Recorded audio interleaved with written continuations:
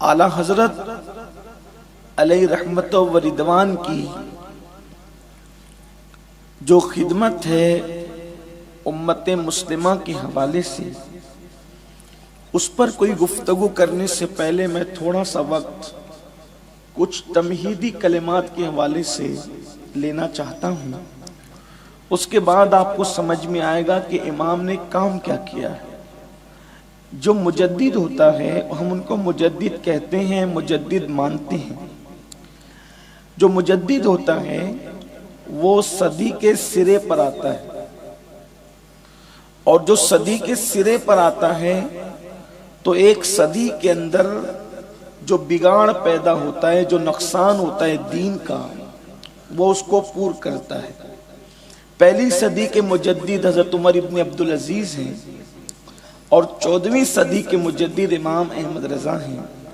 بیچ میں کبھی حضرت امام احمد ابن حنبل مجدد ہوئے، کبھی امام غزالی مجدد ہوئے، اسی طریقے سے امام رازی مجدد ہوئے، اسی طریقے سے حضرت مجدد الفسانی مجدد ہوئے، شاہ ولی اللہ مجدد ہوئے، شاہ عبدالعزیز مجدد ہوئے، میر عبد الواحد بلگرامی مجدد ہوئے، اسی طریقے سے سلطان محی الدین اورنگزیب عالمگیر اپنے دور کے مجددوں میں شمار ہوتے ہیں، امام یوسف نبہانی مجدد ہوئے۔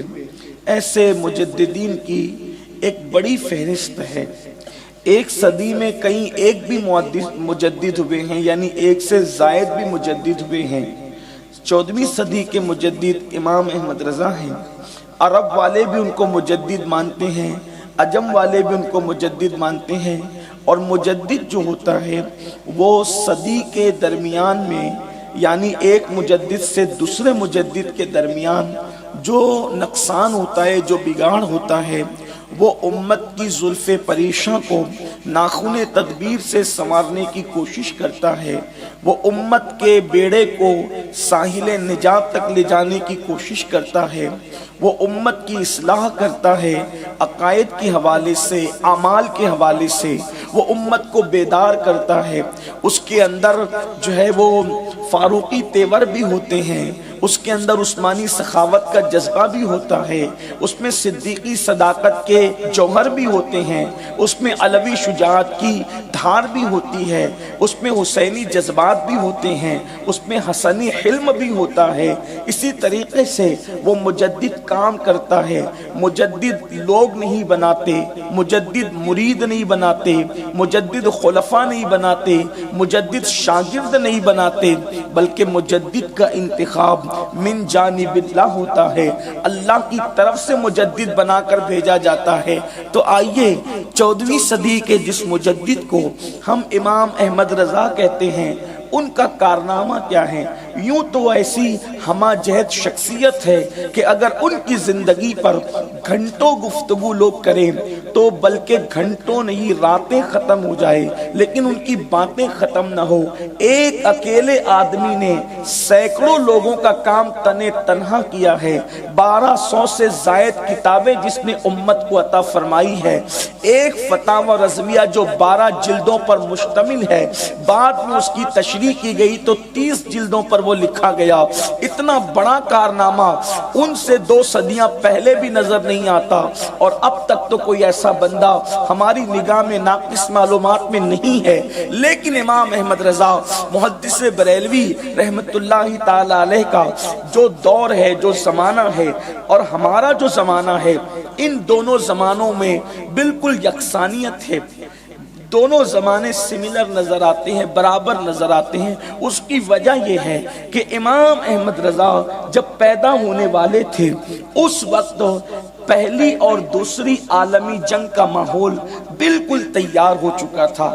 نوجوان میری گفتگو کو بہت توجہ سے سماعت کریں، کوئی رسمی طور پر کوئی بات کر کے گزر جانے کی بجائے میں آپ کے سامنے امام کی ولادت کے دور کے حالات اور آج کے حالات کا تقابلی جائزہ کرنا چاہتا ہوں۔ اس کے بعد ہمیں کرنا کیا ہے اس پر ہم کچھ گفتگو کریں گے۔ امام نے کام کیا کیا ہے اور ہمیں کیا کرنا ہے اس پر ہم بات کریں گے، لیکن آپ کی پوری توجہ میرے آقا صلی اللہ علیہ وآلہ وسلم کے دیوانوں، امام جن دنوں پیدا ہونے والے تھے یعنی کہ جون کی 14 تاریخ ہے اور 1856 کو امام کی ولادت ہونے والی ہے، اور اسی طریقے سے اللہ اکبر اس دور میں دوسری اور پہلی عالمی جنگ کا پورا نقشہ، پورا پلان تیار ہو چکا تھا، وہ حالات بن چکے تھے۔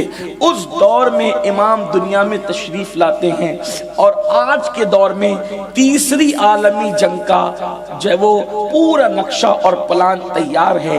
آپ غور فرمائیں کتنی یکسانیت ہے، اور یاد رکھیں وہ دو جو عالمی جنگیں ہوئی، جو عالمی سطح پر جو دو جنگیں ہوئی، اس سے زیادہ خطرناک جو جنگ ہوگی اب وہ تیسری جنگ ہوگی، اس لیے کہ دو عالمی جنگوں کے اندر اتنے خطرناک، خوفناک اور تیز و ترار ہتھیار نہیں تھے لوگوں کے پاس جو آج کے دور میں ہتھیار موجود ہیں۔ میرے آقا صلی اللہ علیہ وآلہ وسلم کے دیوانوں، اور اس دور میں بھی ذرا توجہ کرنا، اس دور میں بھی لوگوں کو خوف تھا کہ ان دو عالمی جنگوں میں جو ہے پوری دنیا انوالو ہوگی، لیکن جیتنے والی قوم کون سی ہوگی؟ اسے قوم مسلم کہتے ہیں، ہم ان کا کچھ نہیں بگاڑ سکیں گے۔ اور تیسری عالمی جنگ کے لیے بھی امریکہ کے پاس، برطانیہ کے پاس، یورپی ممالک کے پاس، دنیا کی ہر قوم کے پاس بڑے سے بڑا ہتھیار موجود ہے، لیکن ان کو خوف ہے تو ان بیچارے غریب فاقہ کش مسلمانوں سے خوف ہے، اس لیے کہ وہ جانتے ہیں کہ اس جنگ کے اندر بھی مسلمانوں سے ہم جیت نہیں سکتے۔ اس کی وجہ آپ محسوس کر سکتے ہیں کہ ہم لوگ اسلام پڑھیں نہ پڑھیں، پیدائشی مسلمان اسلام پڑھیں نہ پڑھیں، لیکن کافر ضرور اسلام پڑھتا ہے، یہودی ضرور اسلام پڑھتا ہے، نصرانی ضرور اسلام پڑھتا ہے۔ جتنی اسلام کی تاریخ مسلمانوں کو نہیں پتا، اس سے زیادہ وہ لوگ پڑھ چکے ہیں اور تمہارے مذہب کو جانتے ہیں، ان کو پتا ہے ایک طرف 313 ہے، دوسری طرف 1000 کا لشکر جرار ہے، لیکن 313 نے 1000 کے لشکر کو دھول چٹا دیا تھا، حالانکہ وہ 313 بھوکے بھی تھے، وہ پیاسے بھی تھے، ان کے بدن پہ کپڑے بھی نہیں تھے۔ اللہ اکبر، جو قریش آئے تھے مسلمانوں کے مقابلے میں وہ لوہے کا لباس پہن کر آئے تھے، لیکن مسلمانوں کے پاس اوپر اوڑھنے کے لیے کرتا بھی نہیں تھا۔ بہت سے مسلمانوں نے بغیر کرتے کے صرف ایک لنگی باندھ کر کے جنگ کی تھی۔ 313 مسلمانوں میں صرف 8 مسلمانوں کے پاس تلوار تھی، اس میں سے بھی کسی کی تلوار ٹوٹی ہوئی تھی، کسی کی تلوار زنگ آلود تھی، لیکن اللہ اکبر مسلمان کے پاس قوت ایمانی تھی، مسلمانوں کے پاس عشق مصطفیٰ تھا، مسلمانوں کے پاس نسبت رسول تھی، مسلمانوں کے پاس حرمت رسول تھی، مسلمانوں کے پاس رسول اللہ کے قدموں پہ مر مٹنے کا جذبہ تھا۔ ان مسلمانوں نے کہا تھا یا رسول اللہ، جب تک ہمارے جسم میں خون کا ایک قطرہ باقی ہے اس وقت تک آپ کی نالین پر ہم غبار بھی نہیں آنے دیں گے۔ ہم موسیٰ کی قوم کی طرح نہیں کہیں گے کہ آپ لڑے اور آپ کا خدا لڑے، بلکہ ہم یہ کہیں گے یا رسول اللہ، ہم جان اور مال اور اپنی اولاد کو آپ کے قدموں پہ قربان کرنے کے لیے تیار ہیں۔ اللہ اکبر، یہ جذبات ان مسلمانوں میں تھے، اور 313 مسلمان 1000 پر غالب آ گئے۔ اسی طریقے سے احد کی جنگ دیکھ لیں، خندق کی جنگ دیکھ لیں، خیبر کی جنگ دیکھ لیں، جتنی جنگ مسلمانوں نے لڑی ہے مسلمان کسی جنگ میں شکست نہیں کھایا۔ قادسیہ ہو، یرموک ہو، ہر جنگ میں مسلمان جیتتا رہا۔ کیا بات تھی؟ اس لیے پہلی اور دوسری عالمی جنگ میں یہی خطرہ تھا، سب ٹکرا جائیں گے، مسلمانوں سے جیت نہ سکیں گے۔ حیرت ہے، دوسری عالمی جنگ کے بعد خلافت عثمانیہ کو تو ختم کر دیا، خلافت عثمانیہ کو تو ختم کر دیا، لیکن چند ممالک بھی مسلمانوں کے پاس نہیں رہ گئے تھے۔ اور حیرت کی بات یہ ہے کہ دوسری عالمی جنگ کے بعد اچانک جتنے اسلامی ممالک ہیں اب بھی اتنے ممالک کسی کے پاس نہیں۔ 50 50 سے زیادہ ملکوں پر اب بھی مسلمانوں کی حکومت ہے، اب بھی اسلامی سلطنت ہے۔ تو پتا چلا دو عالمی جنگ میں لاکھوں لوگوں کو قتل کر کے کرا کے بھی دنیا جان گئی کہ مسلمانوں سے جیتا نہیں جا سکتا، اور اب تیسری عالمی جنگ کے لیے ان کو زیادہ خطرہ ہے کہ اس میں بھی مسلمانوں سے جیت نہیں سکتے۔ تو ان کی اس دور میں بھی سازش تھی، 2 سازشیں، اس پہ آپ کو توجہ کرنا ہے۔ ان کی 2 سازشیں تھی پہلی دوسری عالمی جنگ کے ٹائم، اور اب بھی 2 سازشیں ان کی ہے۔ نمبر 1، مسلمانوں کو اپنے نبی سے دور کرو اور مسلمانوں کو آپس میں لڑاؤ، یہ پہلی سازش۔ اور دوسری سازش یہ ہے، ان کے جوانوں سے دین نکال کر، ان کے جوانوں سے دین نکال کر، مذہب نکال کر، مسلک نکال کر، عشق رسول نکال کے ان کو بدکار اور بد کردار کر دو، تاکہ یہ قوم ہوش میں نہ آ سکے، اور یہ قوم ایک تو آپس میں لڑتی رہے اور رسول سے دور ہو جائے، اور دوسرا یہ قوم جرائم کے اندر مبتلا ہو جائے اور دین سے دور ہو جائے۔ رسول سے دور کرو، آپس میں لڑاؤ، اور دوسرا دین سے دور کرو اور ان کو بدکاری اور بد کرداری میں مبتلا کر دو۔ اس وقت بھی انہوں نے یہ کیا، آج بھی کر رہے ہیں۔ اللہ اکبر۔ مجھے ایسے موقع پر سلطان صلاح الدین ایوبی کا ایک تاریخی جملہ یاد آتا ہے۔ سلطان نے کہا تھا کہ کسی قوم کو تباہ کرنے کے لیے ہتھیار، میزائل اور بڑے سے بڑا ہتھیار جب کام نہیں کرتا تو اس وقت اس قوم کے اندر شراب اور شباب، ان 2 چیزوں کو عام کر دیا جائے۔ اس لیے کہ جب کسی قوم میں شراب اور شباب کو عام کر دیا جائے تو وہ قوم کو پھر تباہ کرنے کے لیے ہتھیاروں کی ضرورت نہیں رہتی، بلکہ وہ قوم خود بخود تباہ اور برباد ہو جاتی ہے۔ دوسرے حصے پر گفتگو کرنے سے پہلے میں اسی حصے پر گفتگو کرنا چاہوں گا۔ اللہ اکبر۔ پھر کیا ہوا؟ تیسری عالمی جنگ کے لیے ایک طرف وہ ہتھیار بھی تیار کر رہے ہیں اور دوسری طرف اللہ اکبر ایسی فلمیں بن رہی ہیں جس کا عنوان ہی حسن ہو، ایسی سیریلیں بن رہی ہیں جس کا عنوان ہی حسن ہو۔ اللہ اکبر۔ ہر پکچر کا عنوان حسن اور جمال ہے، ہر سیریل کا عنوان حسن اور جمال ہے، تاکہ کسی طرح مسلم جوانوں کے اندر حسن کی محبت پیدا ہو جائے، وہ حسن کے دل ڈالے ہو جائیں۔ یعنی کہ اللہ اکبر، جہاں وہ لڑکی کو دیکھیں اپنے مذہب و مسلک کا سودا کر لیں، جہاں وہ لڑکی کو دیکھیں حسن کو دیکھیں اپنے دین دھرم کا سودا کر لیں۔ اور دوسری چیز، اتنی کثرت کے ساتھ اس قوم کے اندر نشے کو عام کر دو تاکہ یہ قوم اسی طریقے سے گنگ پڑی رہے، بے ہوش پڑی رہے، مدہوش پڑی رہے۔ جب نشہ اس قوم میں عام ہو جائے گا تو یہ قوم اٹھ کر کے کس کے سامنے کھڑی رہ سکتی ہے؟ اللہ اکبر۔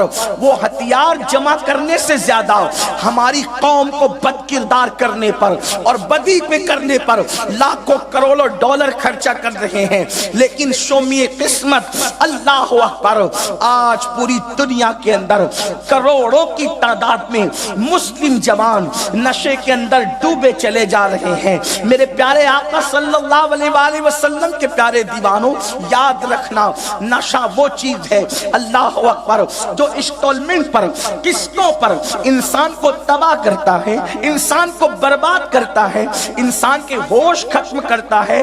برطانیہ کے ایک پروفیسر نے، یونیورسٹی کے پروفیسر نے شراب کو کتوں کے سامنے رکھا تجربہ کرنے کے لیے۔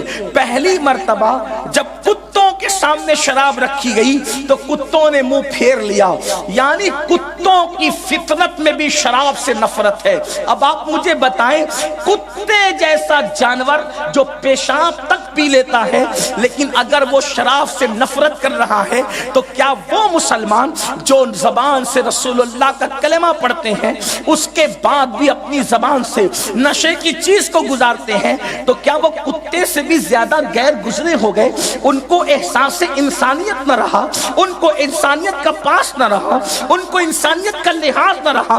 سن لو اور اچھی طرح دل کے کانوں سے سن لو۔ میں جانتا ہوں اس طرح کی محفلوں کے اندر نشہ کرنے والے نہیں آتے، شراب پینے والے نہیں آتے، جوا کھیلنے والے نہیں آتے، لیکن بات ان محفلوں میں اس لیے کی جاتی ہے تاکہ آپ کے ذریعے سے ان تک بات پہنچے۔ آپ مجھے بتاؤ کیا ہم لوگ مینا کے میدان میں جب خطبہ حجۃ الوداع ہو رہا تھا تو کیا ہم موجود تھے؟ نہیں موجود تھے۔ وہاں تو صرف 1,24,000 اصحاب موجود تھے، لیکن حضور ان کو مخاطب کر رہے تھے جو روئے زمین کی سب سے بہترین مخلوق تھی، لیکن اللہ نے ان کے ذریعے سے وہ پیغام کو دنیا کے شرق و غرب میں پھیلا دیا۔ اسی طریقے سے موجودین کو خطاب کر کے غائبین کی اصلاح کی کوشش کی جاتی ہے تاکہ اللہ ان کے کانوں تک یہ آواز پہنچا دے، میرا رب ان کے کانوں تک یہ آواز پہنچا دے۔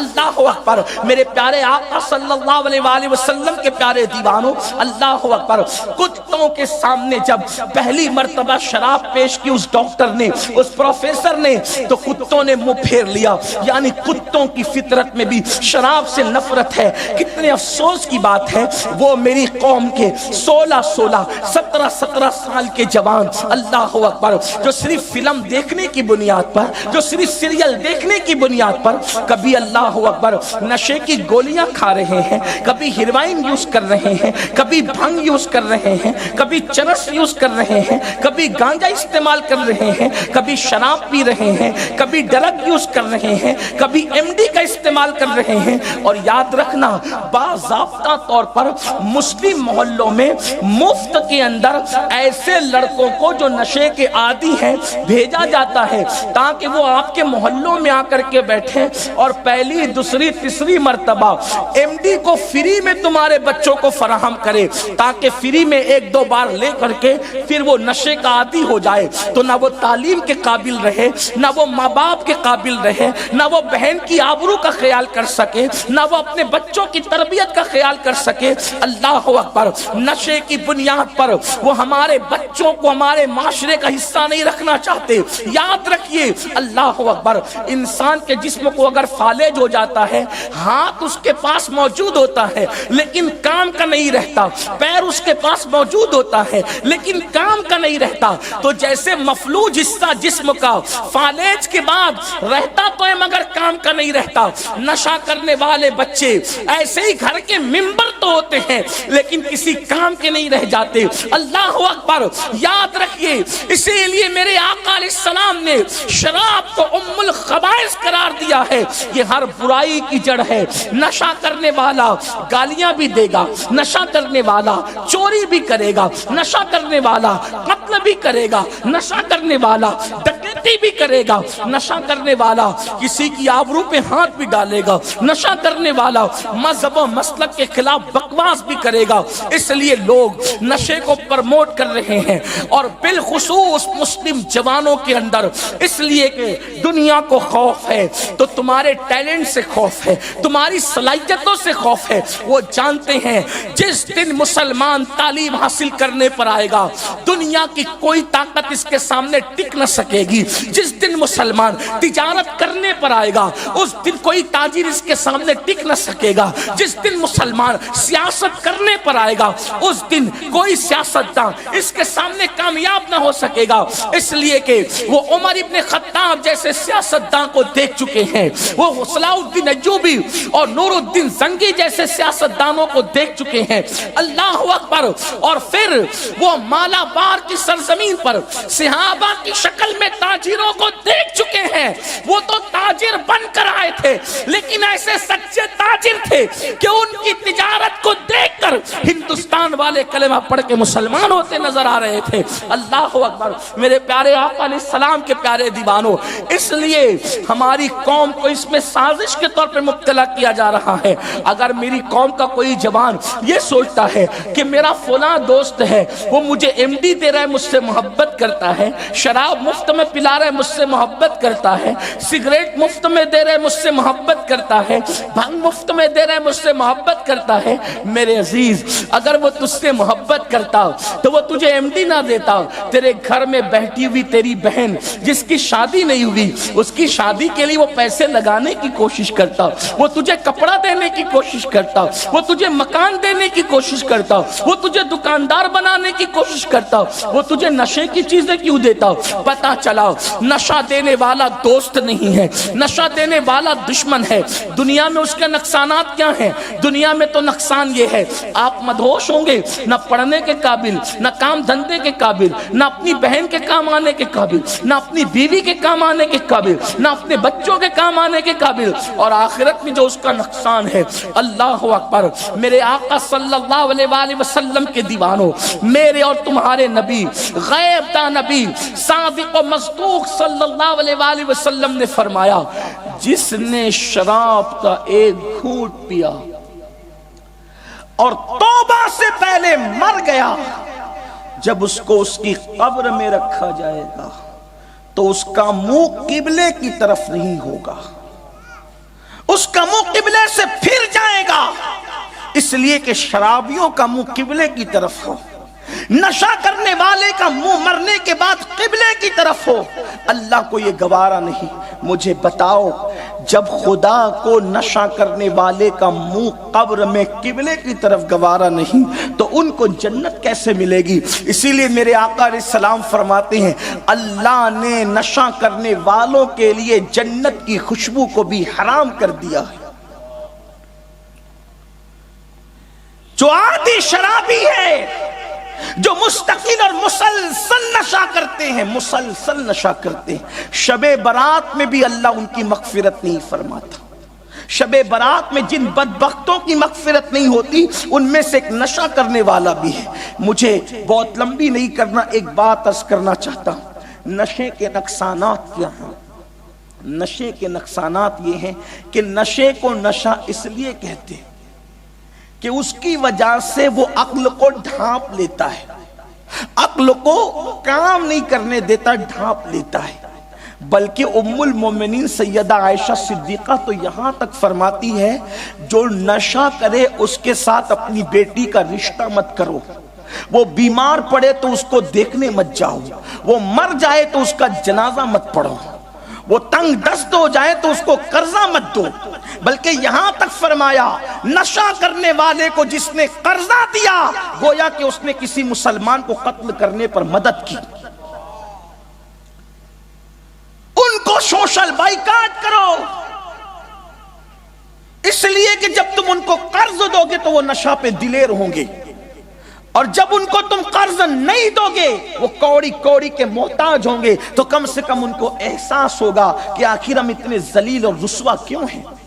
وہ بیمار پڑیں گے، کوئی ان کو دیکھنے نہیں جائے گا، سسکیں گے، تڑپیں گے، تو ایک تڑپے گا لیکن ہزاروں کی اصلاح ہو جائے گی کہ نشہ کرنے والے کا انجام کیا ہے۔ اسلام نے اتنی سخت نفرت سکھائی ہے نشہ کرنے والوں سے، یہاں تک فرمایا جہاں نشہ کرنے والا بیٹھا ہے اس کے قریب جا کر نہ بیٹھو ورنہ تم پر اللہ کی لعنت برسے گی۔ نشہ کرنے والوں کے قریب بیٹھنے سے بھی منع کر دیا گیا۔ اور یہاں تک میرے آقا فرماتے ہیں نشہ کرنے والا جب اپنی قبر سے اٹھے گا قیامت کے دن، یا تو اس کا چہرہ سور کی طرح ہوگا یا تو بندر کی طرح ہوگا۔ یہ آخرت کے نقصانات ہیں۔ اس کے پورے بدن پر سانپ اور بچھو چپکے ہوں گے، اور اس کی آنکھوں سے خون بہ رہا ہوگا، اور اس کے منہ سے پاخانہ نکل رہا ہوگا۔ وہ پاخانہ اگلتے ہوئے آئے گا میدان محشر میں، لوگ کہیں گے یہ کون بدبخت ہے جو اتنی ذلت اور رسوائی کے ساتھ محشر میں آیا؟ تو فرشتے کہیں گے یہ وہ لوگ ہیں جو دنیا میں نشہ کیا کرتے تھے۔ اس سلسلے میں ایک آخری بات یوں عرض کروں پھر آگے بات بڑھاؤں۔ نشہ کرنے والوں کو قیامت کے دن پیاس لگے گی، بہت شدت کی پیاس۔ اللہ نشہ کرنے والوں کو شدت کی پیاس میں مبتلا کرے گا، شدت میں۔ اور جب ان کو شدت کی پیاس لگے گی تو وہ چلائیں گے پانی پانی پانی پانی۔ تو اس وقت میرے آقا فرماتے ہیں جو جہنم کے اندر زانی لوگ ہوں گے، زانی جنہوں نے دنیا میں زنا کیا ہوگا، تو زانیوں کے زنا کی جگہ سے. میں اس کی کوئی وضاحت نہیں کر سکتا، سب عقل مند لوگ بیٹھے ہیں، زنا کہاں سے کیا جاتا ہے سب کو پتا ہے. اللہ کے حبیب سید المعصومین صلی اللہ علیہ وآلہ وسلم فرماتے جنہوں نے دنیا میں زنا کیا ہوگا تو زانیوں کے زنا کرنے کی جگہ سے پیپ اور خون کی ایک نہر بہ رہی ہوگی، اور اس میں اتنی بدترین بدبو ہوگی کہ محشر والوں کا دماغ اس بدبو سے پھٹنے کو کرے گا. جب شرابی لوگ، نشہ کرنے والے اللہ کی بارگاہ میں پانی طلب کریں گے تو زانیوں کے زنا کی جگہ کا پیپ اور خون، وہ بھی جہنم کا کھولتا ہوا، ان کو کھوپڑیوں کے اندر دیا جائے گا اور ان کو پلایا جائے گا. جب وہ اپنے منہ میں اس کو داخل کریں گے، اس کی بدبو سے کہیں گے یہ کیا ہے، تو کہا جائے گا یہ زانیوں کے زنا کی جگہ کا خون اور پیپ ہے، اور یہ اس کا بدلہ ہے جو تم دنیا کے اندر نشہ کیا کرتے تھے. آج کچھ لوگ دوا کے نام پہ، آج کچھ لوگ ٹینشن کے نام پہ، آج کچھ لوگ الگ الگ نام پہ نشے کی طرف بڑھ رہے ہیں. اے میری قوم کے جوانوں، سوچو، نوجوان کسی قوم کا مستقبل ہوتا ہے، نوجوان کسی قوم کا آسرا ہوتا ہے. بلکہ بعض مفکرین تو یہ کہتے ہیں، وہ کہتے ہیں کہ نوجوان کسی قوم کی تقدیر ہوتا ہے. تقدیر، نوجوان اگر سنور جاتا ہے تو پوری قوم کی تاریخ بدل جاتی ہے. مسلمان اگر جوان سنور جاتا ہے پوری قوم میں انقلاب پیدا ہوتا ہے. جوان اگر سنور جاتا ہے پوری قوم بیدار ہوتی ہے. جس قوم کا جوان سنورتا ہے اس قوم کی بیٹیاں لوجوں میں نہیں بکتی. جس قوم کا جوان سنور جاتا ہے اس قوم میں لوگ بھیک نہیں مانگتے. جس قوم کا جوان سنور جاتا ہے اس قوم کی بیٹیاں غیروں کے ساتھ نہیں بھاگتی. آج قوم مسلم کی ذلت و رسوائی کا سب سے بڑا سبب یہ ہے کہ میری قوم کا جوان کوئی شراب میں، کوئی گانے میں، کوئی جوا میں، کوئی نشے میں، اس طرح سے سب مبتلا ہے. قوم کی فکر کس کو ہے؟ اللہ اکبر. تیسری عالمی جنگ کا طبل بج رہا ہے اور لوگ مکمل طور پر تیار ہیں. ایسے حالات کے اندر مسلمانوں بتاؤ اپنا کیا بنے گا، اپنے حالات کیا ہوں گے؟ اللہ اکبر. کروڑوں کی تعداد میں پورے جوان زنا کے اندر، شراب کے اندر، پاپ کے اندر مبتلا ہیں. آئیے ذرا دھڑکتے ہوئے دل سے میں ایک بات آپ کو بتاؤں. اللہ اکبر. نشہ کرنے والا کیا نہیں کر سکتا، نشہ کرنے والا کیا نہیں کر سکتا. اس کے بعد پھر آپ کی مرضی ہے. میں اگلی بات آپ کے سامنے کر کے بات مکمل کروں گا، اس لیے کہ پروگرام کی موافقت موسم نہیں کر رہا ہے. موسم پروگرام کے خلاف ہے.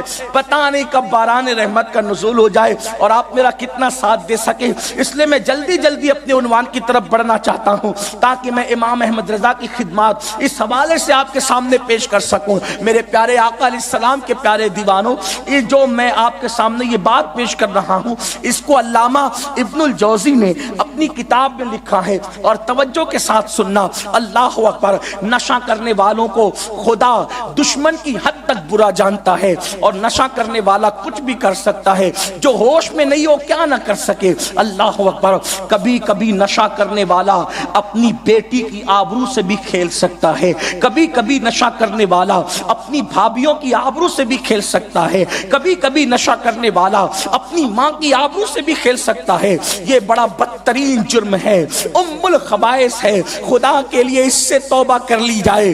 وہ لوگ جو اس میں مبتلا ہیں، کچھ لوگ نشہ کرتے ہیں، مہذب نشہ، مالدار لوگ، عزت دار لوگ بھی نشہ کرتے ہیں، حاجی نمازی لوگ بھی نشہ کر رہے ہیں. وہ نیند کی گولیاں کہیں ایک ساتھ کھا لیتے ہیں، سوتے پڑے رہتے ہیں، یہ بھی نشہ ہے. اور یاد رکھنا، اچھی طرح یاد رکھنا، میں جانتا ہوں کہ امت کا اکثر طبقہ نیند کی گولیوں کا عادی ہوتا جا رہا ہے. لوگ کہتے ہیں نیند نہیں آتی تو کیا کریں، کوئی 2، کوئی 3، کوئی 4، کوئی 5، اس طرح لوگ کھا رہے ہیں نیند کے لیے. میں نیند کا آسان طریقہ جانتا ہوں اور بہت آسانی کے ساتھ آپ کو نیند آ سکتی ہے. اچھی طرح یاد رکھنا، نیند آسانی سے آنے کا میرے پاس اس سے بہتر کوئی نسخہ نہیں ہے.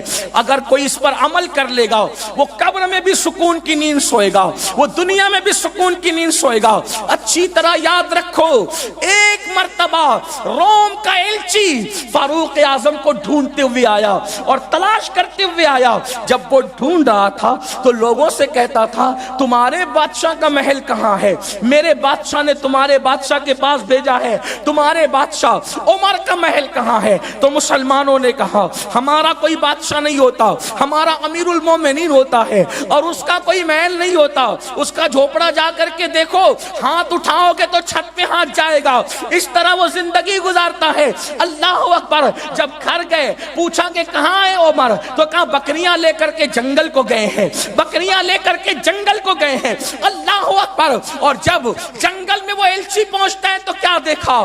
بکریاں جنگل میں چل رہی ہے، عمر ابن خطاب ایک درخت کے نیچے ریت پر ہاتھ کا تکیہ بنا کر سو رہے ہیں، اور آپ کی آواز، ناک کی آواز سے کھراٹے نکل رہے ہیں۔ اس کو حیرت ہوئی، ریت پر درخت کے نیچے بغیر چادر کے، بغیر تکیے کے، بغیر بستر کے ایسے کھراٹے لے کے مسلمانوں کا امیر اتنے سکون سے سو رہا ہے۔ ہمارے یہاں تو بادشاہوں کو نرم گدوں پہ بھی نیند نہیں آتی، اور یہ اتنے سکون سے سو رہا ہے، اتنے اطمینان سے سو رہا ہے۔ اللہ اکبر۔ اس نے سوچا سونے کا فائدہ اٹھا لو، تلوار نکالی، گردن کو مار کے دو ٹکڑے کر دو۔ کوئی باڈی گارڈ نہیں، کوئی محافظ دستہ نہیں۔ جب جا کر کے روم میں جا کر سناؤں گا کہ مسلمانوں کا وہ امیر جس کے نام سے تمہارے گھوڑے لرزتے ہیں، جس کے نام سے تمہیں نیند نہیں آتی، جس کے نام سے تم کانپتے ہو، میں اس کے دو ٹکڑے کر کے آیا ہوں، مجھے کتنا انعام ملے گا۔ نکالی تلوار، عمر ابن خطاب نے جو لیٹے ہوئے تھے کروٹ پر، کروٹ بدلی، چہرہ نگاہوں کے سامنے آیا، ہاتھ کانپ گیا، ہاتھ کانپا، تلوار نیام میں گئی۔ فاروق اعظم کی آنکھ کھلی، کیا ہوا؟ روم کا ایلچی ہوں، بات کرنا چاہتا ہوں۔ تلوار کہا کہ بس یوں ہی اٹھ کے بیٹھ گئے، اللہ کا شکر ادا کیا، اور اس کے بعد فرماتے کیا بات ہے؟ کہ باتیں بعد میں ہوگی، ایک سوال کرنا چاہتا ہوں۔ کہ کیا سوال ہے؟ کہ سوال یہ ہے کہ ہمارے بادشاہوں کو باڈی گارڈ کے دستے میں، محافظ دستوں کے درمیان نرم گدوں پر پنکھے جلے جاتے، نیند نہیں آتی، ریت پر درخت کے نیچے ہاتھ کا تکیہ بنا کر اتنی بے فکری سے سوتا ہوا 3 بر اعظموں کے حاکم کو میں پہلی مرتبہ دیکھ رہا ہوں۔ ایک ملک کا بادشاہ سکون سے سو نہیں پاتا، 3 بر اعظموں کا حاکم اتنے سکون سے کیسے سو رہا ہے ریت پر؟ عمر ابن خطاب کا ایک جملہ تھا، کیا تجھے، اس نے پوچھا تجھے سکون کی نیند کیسے آتی ہے؟ فاروق اعظم کہتے ہیں ہم کسی پر ظلم نہیں کرتے، اس بنیاد پر اللہ ہمیں سکون کی نیند عطا کرتا۔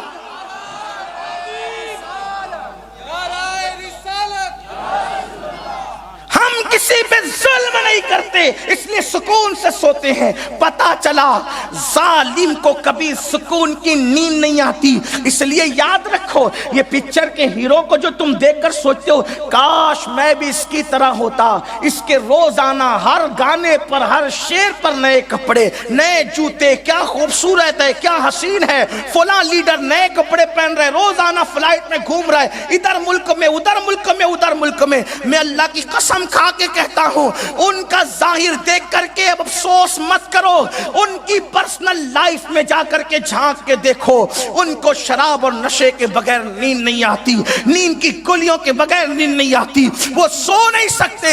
مسلمانوں تم بہت خوش نصیب ہو جو اطمینان کی نیند آ جاتی ہے تمہیں، اس لیے کہ انسان دولت کے بلبوتے پر نرم گدے خرید سکتا ہے، دولت کے بلبوتے پر انسان نیند نہیں خرید سکتا سکون والی، دولت کے بلبوتے پر اچھے کپڑے خریدے جا سکتے ہیں، دولت کے بلبوتے پر دل کا سکون نہیں خریدا جا سکتا، دولت کے بلبوتے پر انسان خریدے جا سکتے ہیں، دولت کے بلبوتے پہ محبتیں نہیں خریدی جا سکتی، دولت کے بلبوتے پہ ضمیر خریدے جا سکتے ہیں، دولت کے بلبوتے پر عقیدتیں نہیں خریدی جا سکتی۔ دنیا دیکھ لے، یزید کے پاس حکومت تھی لیکن کوئی یزید سی عقیدت نہیں کرتا، حسین کے پاس سچائی تھی، پوری کائنات کل بھی حسین کے نام پہ قربان تھی، آج بھی حسین کے نام پہ قربان۔ عقیدتیں خریدی نہیں جاتی، نیند کا سکون خریدا نہیں جا سکتا، دلوں کی محبتیں خریدی نہیں جا سکتی۔ فاروق اعظم کہتے ہیں ہم کسی پہ ظلم نہیں کرتے، اس لیے سکون کی نیند سوتے ہیں۔ آپ سے پوچھتا ہوں اگر کسی کو سکون کی نیند نہیں آتی، اس کا مطلب وہ ہے وہ ظالم ہے، ظالم۔ سکون کی نیند نہیں آتی، تم کسی پہ ظلم کر رہے ہو، شاید تمہیں پتہ نہیں۔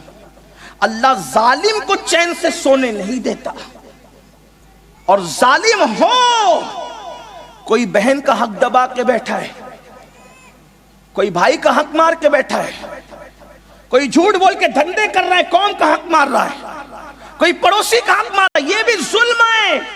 ظلم صرف تلوار سے نہیں ہوتا، ظلم کردار سے بھی ہوتا ہے، بلکہ تلوار کا اتنا زخم نہیں ہوتا جتنا کردار کا زخم ہوتا ہے۔ تلوار کے زخم تو بھر جاتے ہیں، لیکن کردار کے زخم بھرا نہیں کرتے۔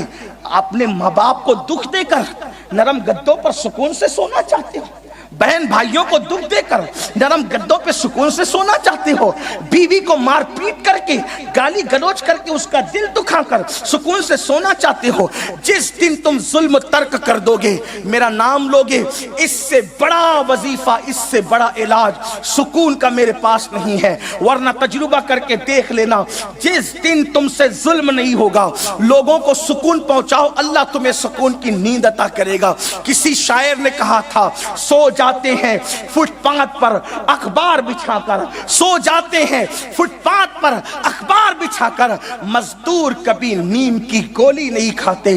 ظالم نیند کی گولیاں کھاتا ہے مگر اس کو سکون کی نیند نہیں آتی۔ اللہ اکبر۔ یہ لوگ سکون، بلکہ لوگ بھوکے پیٹ بھی سو جاتے ہیں، لوگ بیٹھے بیٹھے بھی سو جاتے، کب؟ ظلم نہیں کرتے۔ اگر آپ کو نیند نہیں آتی، آپ کسی سے تعویذ نہ لیجئے گا، آپ کسی سے وظیفہ نہ لیجئے گا، صرف ظلم ترک کر دیجئے، پھر دیکھنا کتنے سکون سے سو گے۔ صرف زمین کے اوپر نہیں بلکہ قبر میں بھی سکون کی نیند آئے گی۔ لیکن اللہ اکبر، ہم لوگوں پہ ظلم کرتے ہیں، ہم لوگوں پہ زیادتی کرتے ہیں، اس لیے اللہ اکبر، یہ غرور، یہ گھمنڈ، یہ دولت کا نشہ، یہ جوانی کا نشہ، اللہ اکبر۔ بلکہ مجھے تو لوگوں نے بتایا کہ لوگ تو دوسرے ہیں، وہ ماں باپ جس ماں نے 9 مہینے پیٹ میں رکھا، جس باپ نے چلنا، بولنا، کھڑے ہونا، انگلی پکڑ کے سکھایا، جس نے اپنے منہ کا لقمہ اپنے بچے کے حلق میں ڈالا، آج کل کے نوجوان لڑکے اور لڑکیاں تو ماں باپ پر بھی ظلم کر رہے ہیں۔ کیا دور آ گیا! ہم کتنے دردناک اور بھیانک دور سے گزر رہے ہیں۔ ماں باپ پہ ظلم کر رہے ہو، ماں باپ، وہ ماں باپ جس کے راضی رہنے سے خدا راضی ہو، جس کے ناراض ہونے سے خدا ناراض ہو۔ میں زیادہ لمبی نہیں کروں گا، لیکن ایک بات ماں کے اوپر اور باپ کے اوپر صحیح تو عرض کروں، لوگ پوری دنیا کے اندر کوئی ایسا بندہ ڈھونڈتے ہیں مجھے ولی مل جائے۔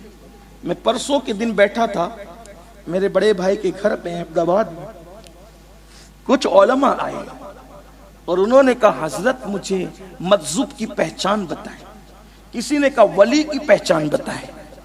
میرے جو ٹوٹے پھوٹے علم میں تھا میں نے پیش کر دیا، لیکن جب میں نے معلوم کرنے کی کوشش کی کہ یہ ولی اور مجذوب ڈھونڈ کیوں رہے تو ان کو کچھ چاہیے تھا ان سے کہ وہ جو مانگے دے دیں۔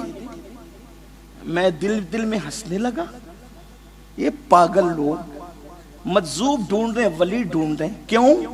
ہم یہ کہہ دیں یہ مل جائے تو وہ کہہ دے ہاں مل جائے گا تو مل جائے گا۔ میں نے سوچا یہ 2 ہستیاں تو تیرے گھر میں پڑی ہوئی ہے، کوئی مجذوب کیا دے گا تجھے؟ میں مجذوب کا گستاخ نہیں، کوئی مجذوب کیا دے گا؟ اس سے بڑھ کر اگر کوئی دے سکتا ہے تو وہ تیرے ماں باپ دے سکتا ہے۔ کسی روایت میں یہ میری نظروں سے بہت چھوٹا موٹا طالب علم ہوں نہیں گزرا کہ مجذوب کے پاس جاؤ گے جو کہہ دے گا مل جائے گا۔ مجذوب لوگ تو ہوتے ہیں آدمی چپل گھس دے جاتے جاتے توجہ بھی نہ کرے، کیونکہ وہ تو یار سے لگے ہوئے ہوتے، انہیں کسی کی کیا فکر، دو عالم سے کرتی ہے بیگانہ دل کو عجب چیز ہے لذت آشنائی، جسے یار کا پتہ ملے وہ توجہ کس طرف کریں۔ اللہ اکبر۔ لیکن نادانوں، اگر چاہتے ہو کہ منہ سے نکلی اور بات پوری ہو جائے تو یہ درجہ تو میرے نبی نے تمہارے ماں باپ کی دعا کو عطا کیا ہے. آقا فرماتے ہیں دعا والدہ لولدہ کا دعائی لکم، تمہارے باپ کی دعا تمہارے حق میں ایسی ہے جیسے مجھ محمد کی دعا امتی کے لیے ہوا کرتی ہے. جیسے محمد الرسول اللہ کی دعا امت کے حق میں رد نہیں ہوتی، ویسے تمہارے باپ کی دعا تمہارے حق میں رد نہیں ہوتی. رسول اللہ نے باپ کی دعا کو اپنی دعا کا درجہ دیا. ان ماں باپ کو دعا کا پیسہ نہیں دو گے اور تمہیں سکون کی نیند آئے گی؟ ان ماں باپ کو چھوڑ کے بھاگ جاؤ گے اور تمہیں سکون کی نیند آئے گی؟ ان ماں باپ کی پسند اور ناپسند کا خیال کر کے اپنی مرضی سے شادیاں رچاؤ گے، لو میرج کرو گے؟ لڑکیوں کے ساتھ تو گھنٹوں فون پہ بات کر کے نادانو ان کو مناتے رہو گے اور باپ کو سسکتا اور بلکتا چھوڑ دو گے. بوڑھی ماں انتظار کر رہی ہے میرا بیٹا ابھی آ کر میری خیریت پوچھے گا، لیکن تم اپنے ماں باپ کی خیریت نہیں پوچھتے. اللہ اللہ، جس سے ناجائز تعلقات تم نے پیدا کیے، وہ شیطانی تعلقات، اس کو آئی فون تک گفٹ میں دیتے ہو، اس کے لیے نئی دنیا بسانے کی بات کرتے ہو. اور وہ ماں باپ جس رشتے کو اللہ نے پیدا کیا اتنا پوتر اور پاکیزہ رشتہ ہے، سارے رشتے ٹوٹ سکتے ہیں لیکن ماں باپ کا رشتہ کبھی نہیں ٹوٹ سکتا. وہ رشتہ اتنا خوبصورت ہے، وہ رشتہ اتنا پاکیزہ ہے، اس رشتے کا کیا خیال کیا؟ اللہ اکبر. بڑی معذرت کے ساتھ میں کہتا ہوں تو کچھ لوگوں کو برا بھی لگتا ہے، پیروں کے ہاتھ دبائیں گے، پیروں کے پیر دبائیں گے، پیروں کو نذرانہ دیں گے، باہ واہ باہ واہ باہ واہ کرتے پھریں گے، لیکن کیا کبھی اپنے ماں باپ کو بھی نظر دی؟ کبھی اپنے ماں باپ کی بھی خدمت کی؟ کبھی ان کے بھی پیر دبائے؟ کبھی ان کو بھی نذرانہ دیے؟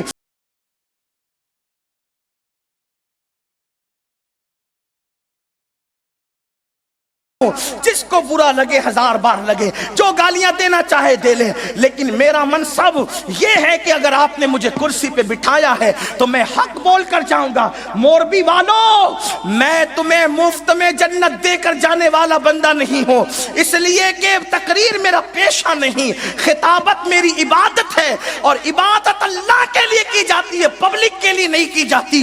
کان کھول کے سن لو، اگر تم اپنے ماں باپ کے ہاتھ نہیں چومتے تو پیر کے ہاتھ چومنا تمہیں کوئی فائدہ نہیں پہنچائے گا. پیروں کو اگر بڑی بڑی گڈیاں دے رہے ہو، دو اللہ نے دیا ہے تو، لیکن اس سے پہلے تیرا پیر تیرے ماں باپ ہے. اس لیے کہ عالم کی دعا اپنے مقتدی کے حق میں کبھی رد ہو سکتی ہے، پیر کی دعا بھی اپنے مرید کے حق میں کبھی رد ہو سکتی ہے. اور آپ سے عرض کروں، کتنا بھی متقی انسان ہو، اس کی دعا کسی کے حق میں رد ہو سکتی ہے، مگر رسول اللہ نے گارنٹی دی ہے جب ماں باپ دعا کرتے ہیں تو وہ کبھی رد نہیں ہوتی، وہ یقیناً قبول ہوا کرتی ہے. اتنی ضمانتی دعا کو چھوڑ کر لانتی بنتے ہو.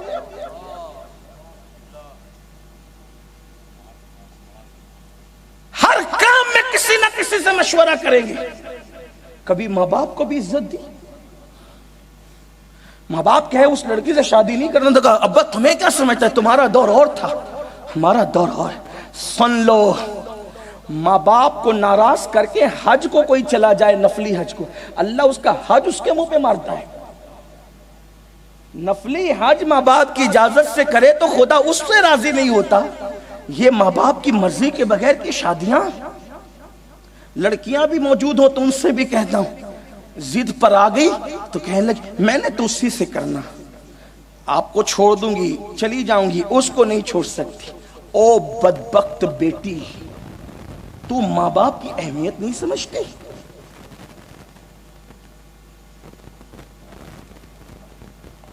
جو لوگ نفل نماز پڑھ رہے ہو، نفل نماز، اور ماں یا باپ کو پتا ہے کہ یہ نماز میں ہے اور ان کو ضرورت پڑ جائے، وہ آواز دے فلاں ادھر آ، اسلام کہتے ہیں نماز توڑ دے، نماز توڑ دے، لبیک کہتے ہوئے اپنی ماں کے پاس حاضر ہو جائے، اپنے باپ کے پاس حاضر ہو جائے. کہاں ہو؟ اپنا دین نہیں سمجھتے، اپنا مذہب نہیں سمجھتے. میں تو لوگوں سے کہتا ہوں کہ اگر کسی عورت سے مرید ہونا جائز ہوتا، اپنے دوستوں سے کہتا ہوں میں، اگر کسی عورت سے مرید ہونا جائز ہوتا تو میں اپنی امی کا مرید ہوتا. اس لیے کہ ماں سے بڑا مرشد کون ہے؟ باپ سے بڑا مرشد کون ہے؟ اپنے ماں باپ کو ترسا رہے ہو اور پھر سوچتے سکون کی نیند ہے. اور ایک بات یاد رکھنا, جنہوں نے دنیا میں ماں باپ کو ستایا ہوگا ان کی اولاد اس سے بڑھ کر ان کو تکلیف دے گی. یہ خواتین بیٹھی ہوئی ہیں, ان کو اپنے ماں باپ کی خدمت اچھی لگتی ہے, اگر شوہر کے ماں باپ کی وہ خدمت کرے تو یہ ناراض ہوتی ہیں. میں کہتا ہوں تمہاری جنت تمہارا شوہر ہے, لیکن تمہارے شوہر کی جنت تو اس کے ماں باپ ہے. تم کیسی محبوب بیوی ہو کہ اپنے شوہر کو جنت سے دور کرتی ہو؟ یہ کیا ظلم نہیں ہے؟ اور آج کل کی بہویں جو اپنی ساس اور اپنے سسر پہ ظلم کر رہی ہے جوانی کے نشے میں, وہ تیار رہے ایک دن جب وہ خود سانس بنے گی تو اس کی آنے والی بہویں اس پہ اتنا ظلم کرے گی کہ اس کو کہیں پناہ نہیں ملے گی. کیونکہ میرے آقا نے فرمایا کما تدین تدان, تم جیسا کرو گے تمہارے ساتھ ویسا ہی کیا جائے گا. آج کل لڑکیاں شادی کر کے 4-6 مہینے کے بعد دعویٰ کرتی میں نے الگ رہنا, تمہارے ماں باپ کے ساتھ نہیں رہنا, میں نے الگ رہنا, تمہارے ماں باپ کہاں جائیں گے؟ مسجد کے دروازے پہ ان کو بھیک مانگنے بٹھاؤ گے؟ گلی گلی ان کو چوراہے پہ پھراؤ گے؟ اور میں تو یہ کہتا ہوں میرے جانے کے بعد چاہے جو میرے لیے پاپڑ بیلے جائیں مجھے پرواہ نہیں. اگر کوئی خاتون ایسا کہتی ہے کہ اپنے ماں باپ کو چھوڑ کے میرے ساتھ آنا ہوگا, آپ اس کو 50 نہیں 50,000 بار سمجھاؤ, اگر وہ نہ مانے 1000 بیویاں چھوڑ دینا لیکن ایک ماں باپ نہ چھوڑنا.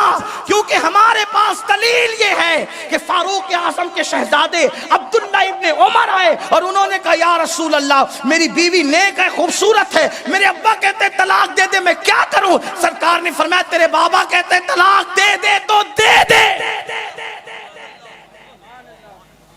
اس سے یہ مطلب مت نکالنا کہ ماں باپ کے کہنے پہ دے سکتے. وہ عمر جیسا بابا تھا جو دین جانتا تھا, مذہب جانتا تھا. مثلا کوئی جاہل ماں باپ کہہ دے تو نہیں, ان کو بھی سمجھانا.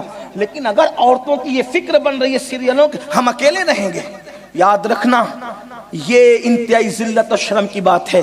بات دور نکل گئی. ایک بات جو عرض کرنے چلا تھا وہ یہ, ماں باپ اگر ناراض ہیں اللہ کبھی راضی نہیں. ولیوں کو ولایت ملی ماں باپ کی دعا سے, اور ولیوں کی ولایت چھین گئی ماں باپ کی بد دعا سے. یہاں ایک واقعہ عرض کر کے بات آگے بڑھاؤں. بنی اسرائیل کا ایک ولی تھا, اس کا واقعہ اللہ کے رسول نے خود بیان فرمایا. حضور کو بنی اسرائیل کے واقعات بیان کرنا بہت پسند تھے, بلکہ فرمایا بھی کرتے تھے کہ بنی اسرائیل کے واقعات بیان کیا کرو, اس میں بڑی عبرت ہے اور بہت دلچسپ واقعات بھی. کچھ بالکل واہیات لوگوں نے گڑھ لیا, ہم اس کی بات نہیں کرتے, لیکن جو سچے واقعات ہیں. تو آقا علیہ السلام نے ایک ولی, حضور جس کو ولی کہیں اب سوچیں وہ کیسا ولی ہوگا. تو آقا نے ایک بنی اسرائیل کے ولی کا واقعہ بیان کیا کہ وہ بہت بڑا ولی تھا, نیک بندہ. اس نے اپنی خانقاہ عبادت گاہ بنا رکھی تھی اور اس کی والدہ, اس ولی کی والدہ اس سے ملنے آتی تھی. ایک دن وہ نفل عبادت میں مصروف تھے, رات عبادت میں گزارتے تھے.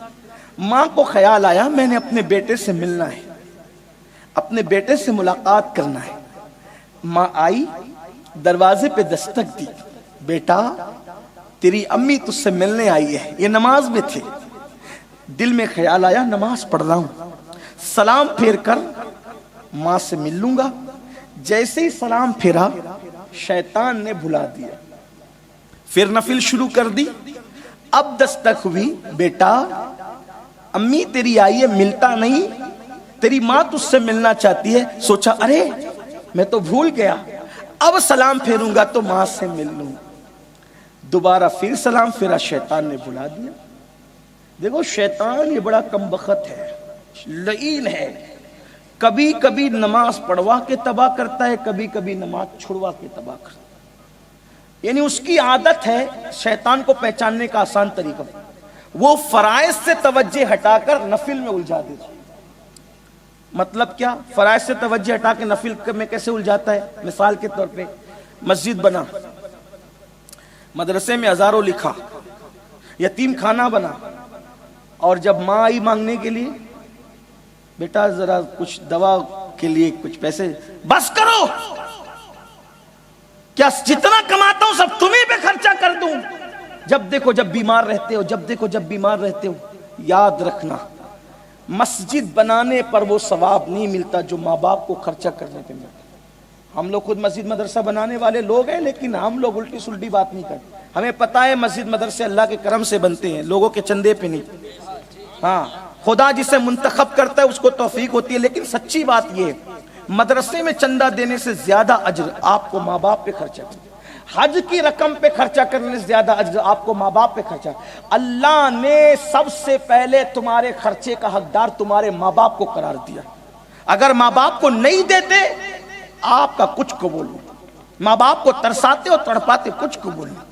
میں تو لوگوں کو کہتا ہوں بیوی کو ڈریس دلانے جائیں گے تو 5-5 ہزار کا دلائیں، اور جب ماں باپ کے لیے خریدنے کا بڈھے تو ہو گئے، ان کو کیا ہے، انہوں نے تو یوں بھی ہلکے پہن لینا، کیوں؟ ان کا دل نہیں۔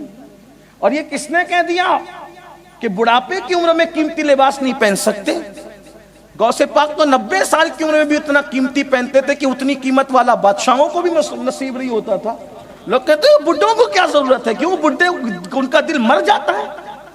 بلکہ انسان کو جیسے جیسے بڑھاپا قریب آتا ہے اس سے زیادہ اس کے دل کے اندر شوق اور امنگیں جاگنے لگتی ہے کہ اب چند دن کا مہمان رہا ہوں، ذرا اچھا کھا لوں، اچھا پہن لوں، تو ان کی خدمت اور زیادہ ہونی چاہیے۔ لوگ کہتے ہیں ان کو کیا ہے، یہ تو بڈھے ہو گئے، ان کو اچھے جوتے کی کیا ضرورت، ان کو اچھی گھڑی کی کیا ضرورت ہے۔ میں کہتا ہوں جب غوث پاک بادشاہ سے قیمتی پہن سکتے 90 سال میں، تو اپنے اماں ابا نہیں پہن سکتے؟ غوث پاک کو مانتے ہو نا، جن کے نام پر دیگیں لٹاتے ہو، پھر ماں باپ کو کیوں ترساتے ہو؟ سنیت یہ ہے اصل سنیت، مسلک اعلیٰ حضرت یہ اصل مسلک اعلیٰ حضرت۔ یہ کیا کہ نعت خانوں پر اڑا رہے ہو، نعت خانوں پر اڑا ہزاروں، تاکہ لوگ دیکھیں کتنا بڑا عاشق رسول ہے یہ مکار، اور ابھی گھر میں ماں کو ڈانٹ کر کے آیا ہے کہ بہت پیسے تم کو لگا چکا، اب میں نہیں دینے والا۔ یہ تو مکاری ہوئی۔ عاشق رسول وہ ہوگا جو یہاں لٹائے گا وہاں ڈانٹے گا۔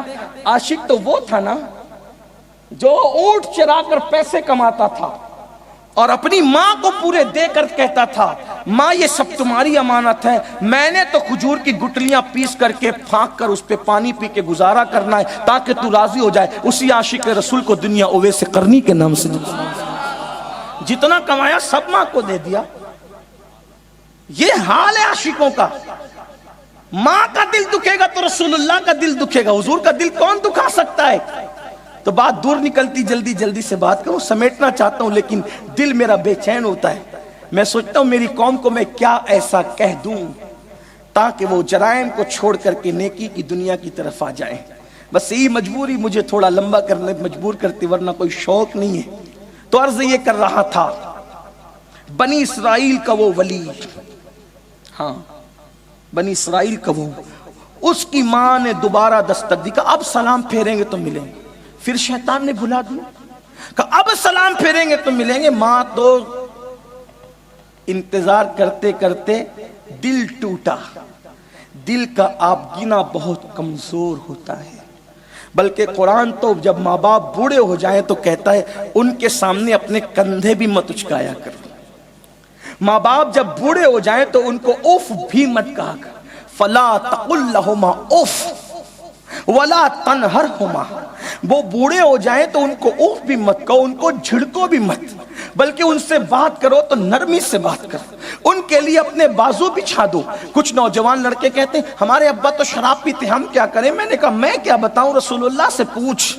ایک خاتون آ کے کہتی آقا میری ماں شراب پیتی میں کیا کروں؟ آقا فرماتے محبت سے سمجھا، کہا نہیں مانتی، کہا جب شراب پی کے بے ہوش ہو جایا کرے تو اٹھا کر لایا کر اس کے بستر پہ لٹا دیا کر۔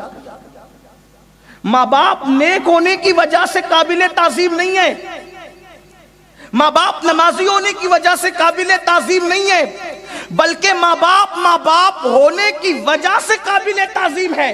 بلکہ معاذ اللہ اگر کسی کے ماں باپ کافر ہوں تو بھی اسلام کہتا ہے کہ ان کافر ماں باپ کی خدمت اس اعتبار سے کی جائے کہ خرچہ دیا جائے، دوا کا ان کو انتظام کیا جائے، یہ ساری چیز ان کے لیے، ان کو بھی وہ نہیں چھوڑ سکتا، ان کی بھی خدمت اس کو کرنی ہوگی۔ ہاں وہ کفر کی بات کرے، شرک کی بات کرے، اس پر وہ ان کی بات نہ کرے، ان کی بات نہ مانے، یہ دین ہے اپنا۔ یہ اپنا دین ہے مسلمانوں. اللہ اکبر. تو عرض یہ کر رہا تھا جب ماں انتظار کرتے کرتے تھک گئی تو ماں کی زبان سے نکلا, اچھا تو مجھ سے ملنا نہیں چاہتا, تو میرا منہ دیکھنا نہیں چاہتا, تو مجھ سے ملاقات کرنا نہیں چاہتا, جا. جو اپنی ماں کا منہ نہ دیکھنا چاہے اللہ اس کو کسی بدذات کا منہ دکھائے, کسی بدذات کا سامنا کرائے. ماں نے بد دعا کے جملے کہے, یاد رکھنا بڑے سے بڑا نقصان اٹھا لینا لیکن کبھی یہ سودا مت کرنا, ساری بازیاں ہار دینا لیکن کبھی ماں باپ کی بد دعا مت لینا. ارے ماں باپ تو ماں باپ ہے, کبھی کسی جانور کی بھی بد دعا مت لینا, اس لیے کہ انسان کی الٹی گنتی وہیں سے شروع ہوتی ہے جب وہ کسی کی بد دعا لیتا ہے. یاد رکھنا میرے آقا فرماتے ہیں مظلوم کی آہ اور خدا کے حجاب کے درمیان, خدا کے باب اجابت کے درمیان کوئی پردہ نہیں رہتا. مظلوم اور خدا کے درمیان کوئی پردہ نہیں رہتا. ادھر مظلوم کی آہ اٹھتی ہے, ادھر باب اجابت الہی سے ٹکرا جاتی ہے. خدا کے لیے کبھی جانوروں پہ بھی ظلم مت کرنا. وقت ہوتا تو میں بتاتا کہ جانوروں کی بد دعا سے بھی شہر ہلاک ہوئے, جانوروں کی بد دعا سے بھی شہر تباہ ہوئے, لیکن اس کا وقت نہیں. ماں کی منہ سے نکل گیا, ماں کی زبان سے نکل گیا, کیا ماں کو دیکھنا نہیں چاہتا, ماں کا منہ دیکھنا نہیں چاہتا, جا خدا کسی بدذات سے تیرا پالا پڑا دے اور اس کا منہ تجھے دکھا دے. یاد رکھنا کسی کا بھی خوبصورت چہرہ دیکھ کر وہ نہیں ملتا جو ماں باپ کے جھری پڑے ہوئے چہروں کو دیکھ کر ملتا ہے. میرے سچے نبی نے فرمایا جو ایک بار ماں باپ کا چہرہ محبت کے ساتھ دیکھے اللہ اس کو مقبول حج کا ثواب عطا فرماتا ہے. کسی نے عرض کی آقا اگر 2 بار دیکھے تو آقا فرماتے 2 حج کا ثواب. کسی نے عرض کی آقا اگر 1 مرتبہ میں 3 بار دیکھ لے تو کریم کا دریائے کرم جوش میں آیا اور فرمایا گنتی کیا ہے, جتنی مرتبہ دیکھو گے اللہ اتنے مقبول حج کا ثواب عطا فرمائے گا. اللہ اکبر. کتنی سستی جنت ہے مگر ماں باپ اپنی جنت بھی ہے, ماں باپ اپنی جہنم بھی ہے. خدمت کرو گے تو جنت ہے, بد دعا لوگے تو جہنم ہے. اللہ اکبر. میرے آقا کا فرمان ہے جس نے اپنی ماں کا دل دکھایا مرتے وقت اس کی زبان پہ کلمہ نہیں آئے گا, وہ مرتے وقت کبھی کلمہ نہیں پڑھ سکے گا. لوگ کہتے ہیں ہمیں کیا دعا کی ضرورت ہے, میں کہتا ہوں حضرت موسیٰ جیسا پیغمبر جب آپ گھر سے نکلتے تھے, موسیٰ علیہ السلام کی آواز اونچی تھی, آواز اونچی تھی, اللہ سے باتیں اونچی آواز میں کرتے تھے. بلکہ رسول اللہ نے ہی فرمایا میں معراج پہ گیا تو میں نے دیکھا ایک بندہ اونچی آواز سے چلا چلا کے باتیں کر رہا اللہ سے. میں نے کہا یہ کون تجھ سے لڑ رہا ہے؟ تو اللہ کی رحمت نے مسکرا کے کہا وہ میرا موسیٰ ویسی بات کرتا ہے میرے یہاں کر.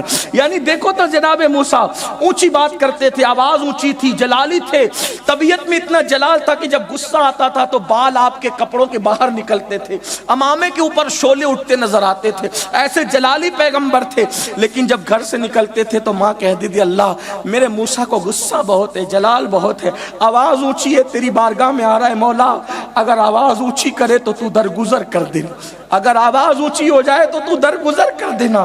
لیکن جب موسیٰ کی امی دنیا سے چلی گئی, جب ماں موسیٰ علیہ السلام کی وصال کر گئی تو اس وقت طور پر پہنچے, اللہ نے کہا ذرا سنبھل کے بات کرنا, آواز اونچی نہ کرنا. ہے توجہ. آج موسیٰ ذرا سنبھل کے بات کر. مولا پہلی بار تو نہیں آیا, بار بار آتا ہوں, آج کیوں سنبھلنے کی بات ہو رہی ہے؟ ارشاد فرمایا جب گھر سے نکلتے تھے تو ماں دعا کرتی, اب ماں دنیا سے چلی گئی, اب دعا کرنے والا آپ کے پیچھے کوئی نہیں, اس لیے کہتے ہیں ذرا سنبھلنا. یہ نبی کے لیے کہا جا رہا ہے, ہماری تعلیم کے لیے. ہم کہاں ہیں, ہم کہاں ہیں؟ اس لیے پہلے دعا کسی کے لیے نہیں تو ماں باپ کی. ظلم مت کرو. جس نے ہماری گندگیاں دھویا, جس نے ہمارے پاخانے ہاتھ سے صاف, جس نے ہماری ناک ہمارے ہاتھ سے صاف, اپنے ہاتھ سے صاف کی. ایک صحابی آیا, عرض کی آقا میری ماں نے میری گندگی دھلائی, آج میری ماں اتنی بیمار ہو گئی کہ اب میں اس کا پاخانہ دھلتا ہوں, تو کیا میں حق ادا کر دیا میں نے ماں کا؟ سرکار نے فرمایا نہیں. کہا کیوں؟ وہ اس نے ہی میرا پاخانہ دھلا, میں نے اس کا دھلا تو حضور برابر نہیں ہو گیا. میرے آقا فرماتے ہیں تیری ماں جب تیرا پاخانہ دھلتی تھی تو تمنا کرتی تھی اللہ اس کی عمر دراز کر, تیری ماں جب تیرا پاخانہ دھلتی تھی تو ماں کیا دعا کرتی تھی؟ اس کی عمر دراز کر. اور تو بوڑھے ماں باپ کا پاخانہ دھلتا ہے تو تیرے دل میں خیال آتا ہے یہ کب اٹھائے جائیں گے, یہ جلدی اٹھ جائیں نا. دونوں میں فرق ہے, دیکھو ہے کہ نہیں. لوگ سوچتے ہیں کہ نہیں, کچھ لوگ تو دعا, حضرت دعا کرو, دیکھا نہیں جاتا اماں ابا اٹھ جائیں. ارے یہ دعا والے ہاتھ اٹھانا چاہتا ہے تو اتنی ضمانتی, اتنی گارنٹیڈ دعا سے تو محروم ہونا چاہتا ہے. نادان ہو گئے. اللہ اکبر. اللہ کے رسول علیہ السلام فرماتے ہیں پوری کائنات کسی کے لیے دعا کرے, پوری کائنات, اور تنہا ماں باپ پر دعا کرے, اللہ کائنات کی بد دعا رد کر دے گا, ماں باپ کی دعا قبول کر لے گا. اور کسی کے لیے پوری کائنات مل کر بد دعا کرے اور تنہا ماں باپ اس کے لیے دعا کرے تو اللہ کائنات کی بد دعا رد کرے گا, ماں باپ کی دعا قبول کرے. اس کے الٹ ہو تو بھی ماں باپ کی بد دعا بھی سب کے عوض میں قبول ہے اور ماں باپ کی دعا بھی قبول ہے. ماں نے کہا مجھ سے نہیں ملنا چاہتا, جا کسی بدذات کا تو منہ دیکھے. وہ ماں تو چلی گئی بول کر, ماں چلی گئی. ادھر ماں گئی, یہ گھبرا گئے, ان کے وجود پہ کپ کپی طاری ہو گئی. سوچا کہ امی پتہ نہیں کب آ جاتی ہے. انہوں نے دروازہ کھول دیا. دروازہ کھول دیا, ایک عورت آئی. آنے کے بعد اس نے دیکھا یہ عبادت میں, اس نے شور کیا بچاؤ بچاؤ, جو بھی شور رہا ہو. لوگ آئے دوڑتے بھاگتے. کہا کیا ہوا؟ کہا یہ جو ہے نا, یہ جو مکر کرتا ہے یہ شخص ولی بنا ہوا ہے, مکار ہے, اس کا پچھا میرے پیٹ میں ہے. اور ماں باپ کی دعا اور بد دعا بہت کرنٹ میں قبول ہوتی ہے. اس کے اندر بڑا کرنٹ, بہت جلدی اس کا اثر, بہت جلدی. اللہ اکبر. اب لوگ, پبلک تو پبلک ہے, لوگ کسی کو نیک جلدی نہیں مانتے, لیکن بد ماننا ہو تو لوگ بہت جلدی کرتے ہیں. پبلک نے خوب مارا. کس کو؟ اس ولی کو. عبادت خانہ توڑ دیا, خوب مارا, عبادت خانہ توڑ. انہوں نے کہا ہوا کیا, مجھے بتاؤ تو صحیح نا, میرا قصور کیا ہے وہ تو بتاؤ نا, جرم کیا ہے وہ تو بتاؤ نا. تو کسی نے کہا یہ کیا کہتی ہے؟ کہا کیا کہتی؟ کہا تیرا بچہ اس کے پیٹ میں. انہوں نے کہا رکو, کتنے مقبول تھے دیکھو, رکو. وضو کیا, 2 رکعت نماز پڑھی اور اس کے پیٹ کی طرف اشارہ کر کے کہا اے بچے تو ہی بتا تو کس کا بچہ ہے. اے بچے, یہ بات اللہ کے رسول بیان فرما رہے, اے بچے تو ہی بتا تو کس کا بچہ ہے. اس کے پیٹ سے آواز آئی یہ تو بے قصور ہے اللہ والا, میں تو کسی فلاں چرواہے کا بچہ, اس کے ساتھ مکالہ کیا گیا تھا جس سے میں پیٹ میں آیا ہوں. تو لوگ یہ کرامت دیکھ کر کے اب جھکے, آپ کا ہم عبادت خانہ سونے کا بنا دیں گے. آپ نے فرمایا جاؤ, مجھے اپنے کیے کی سزا مل گئی. لوگوں نے کہا کیا کیے کی سزا ملی, کیا کیے کی سزا ملی, آپ نے کیا کیا, آپ تو بڑے نیک ہیں. تو کہا میری ماں مجھ سے ملنے آئی تھی, میں اپنی ماں سے نہیں ملا تو میری ماں نے میرے لیے بد دعا کی تھی کہ تو ماں کو سے ملنا نہیں چاہتا, ماں کا منہ دیکھنا نہیں چاہتا, خدا کسی بدذات کا منہ تجھے دکھا دے. ماں کے منہ سے جملے نکلے اور اس کی سزا میں نے بھگت لی. اس لیے اگر سکون کی نیند چاہتے ہو تو ظلم مت, کسی پہ ظلم مت کرو, ہاں کسی کا دل مت دکھاؤ, کسی کو تکلیف مت پہنچاؤ.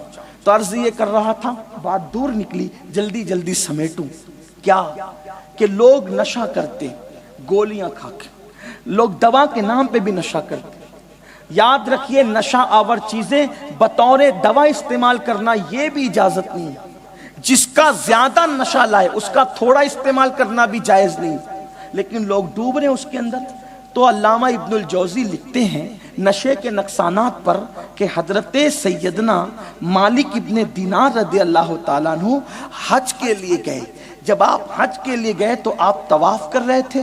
حالت طواف میں آپ نے پورا حرم کھچا کھچ بھرا دیکھا تو آپ نے حرم کو کھچا کھچ بھرا دیکھ کر دل کے اندر خوشی محسوس ہوئی, اللہ کا پورا حرم بھر گیا. چند سال ہی ہوئے حضور کو پردہ فرمائے ہوئے, حضور کی محنت کیسی باور ہوئی کہ اتنا اسلام پھیل گیا کہ پورا حرم کھچا کھچ بھرا ہے. معلوم کیا تو پتا چلا کہ 5 لاکھ لوگوں نے اس سال حج کیا ہے. تو حضرت مالک بن دینار نے ہاتھ اٹھا کے دعا کی, اے اللہ ان 5 لاکھ میں ذرا کس کا حج تو نے قبول کیا وہ بتا دے اور کس کا رد کیا وہ بھی بتا دے. تو اللہ اکبر, مالک بن دینار جب منا میں تشریف لے گئے اور آپ نے اپنے خیمے میں جا کر کے لیٹے تو کیا دیکھا؟ خواب میں کوئی کہہ رہا ہے اے مالک ہم نے محمد ابن ہارون کا حج رد کر دیا، اور یہ بات تو جا کر اس کو بتا کہ ہم نے اس کا حج رد کر دیا۔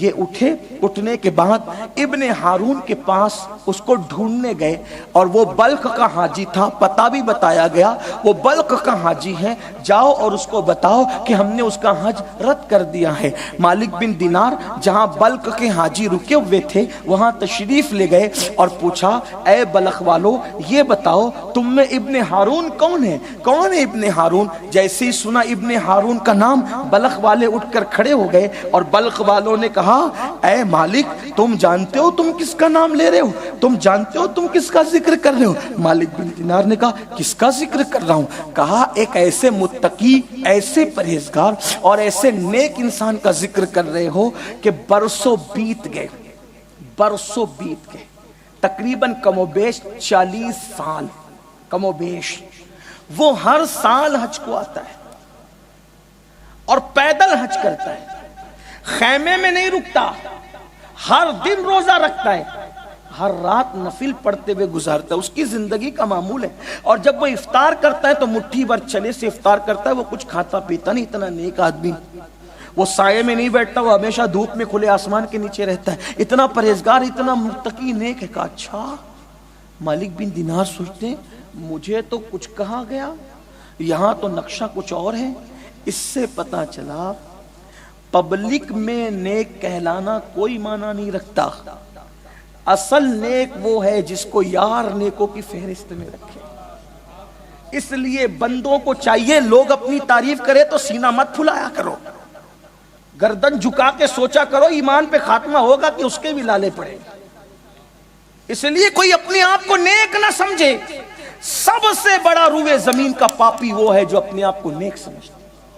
نیک سمجھنا چھوڑ دو، عاجزی کرو۔ تہجد گزار ہے، میں تہجد پڑھتا ہوں، نہیں، توفیق اس نے دی، پتہ نہیں یار قبول کرے کہ رد کرے۔ وہ تو بڑوں بڑوں کو رد کر دیتا ہے، اس کو کون پوچھنے والا ہے؟ مالک بن دینار پریشان، کہاں شہر کے لوگ بلخ والے اتنی تعریف کر رہے اور کہاں یار کہتا ہے ہم نے رد کر دیا۔ بہرحال اللہ کے ولی تھے مالک بن دینار، چھوٹے موٹے آدمی نہ تھے، انہوں نے ضبط کیا، کہا وہ ہے کہاں؟ کہا وہ دیکھو کھلے آسمان کے نیچے پہاڑیوں کے دامن میں ہوگا۔ جب یہ گئے تو دیکھا ایک آدمی ہے جس کا ایک ہاتھ کٹا ہوا ہے، ایک ہاتھ کٹا ہوا ہے اور ایک پیر میں زنجیر چین بندی ہوئی ہے، اور وہ زنجیر لے کر کھڑا ہے، آسمان کی طرف رک کر کے کہتا ہے معاف کر دے، مجھے بخش دے، مجھے معاف کر دے، مجھے بخش دے۔ آنسو بہ رہے ہیں، آنسو سے داڑھی تر ہے، بس ایک صدا ہے مجھے معاف کر دے، قبول کر لے، بخش دے، مجھے بخش دے، مجھے بخش دے۔ جب ان کے قدموں کی آہٹ سنی تو متوجہ ہوا، کہا کیا بات ہے اللہ والے، کوئی خواب دیکھ کر آئے ہو؟ کوئی خواب دیکھا ہے؟ کہاں خواب دیکھا ہے؟ یہی خواب دیکھا ہے نا کہ ہم نے ابن ہارون کا حج رد کر دیا، بولو مجھے بتاؤ، یہی خواب دیکھا؟ مالک بن دینار سے سوچا کہ یہ تو وہی بندہ ہے جو کہہ رہے تھے، یہ تو اتنا روشن ضمیر ہے کہ میرا خواب بھی جانتا ہے، خواب کا مضمون بھی جانتا ہے۔ کہا تو اتنا پہنچا ہوا ہے، میرا خواب بھی جانتا ہے، مضمون پہنچا ہوا نہیں، وہ تجربہ ہے۔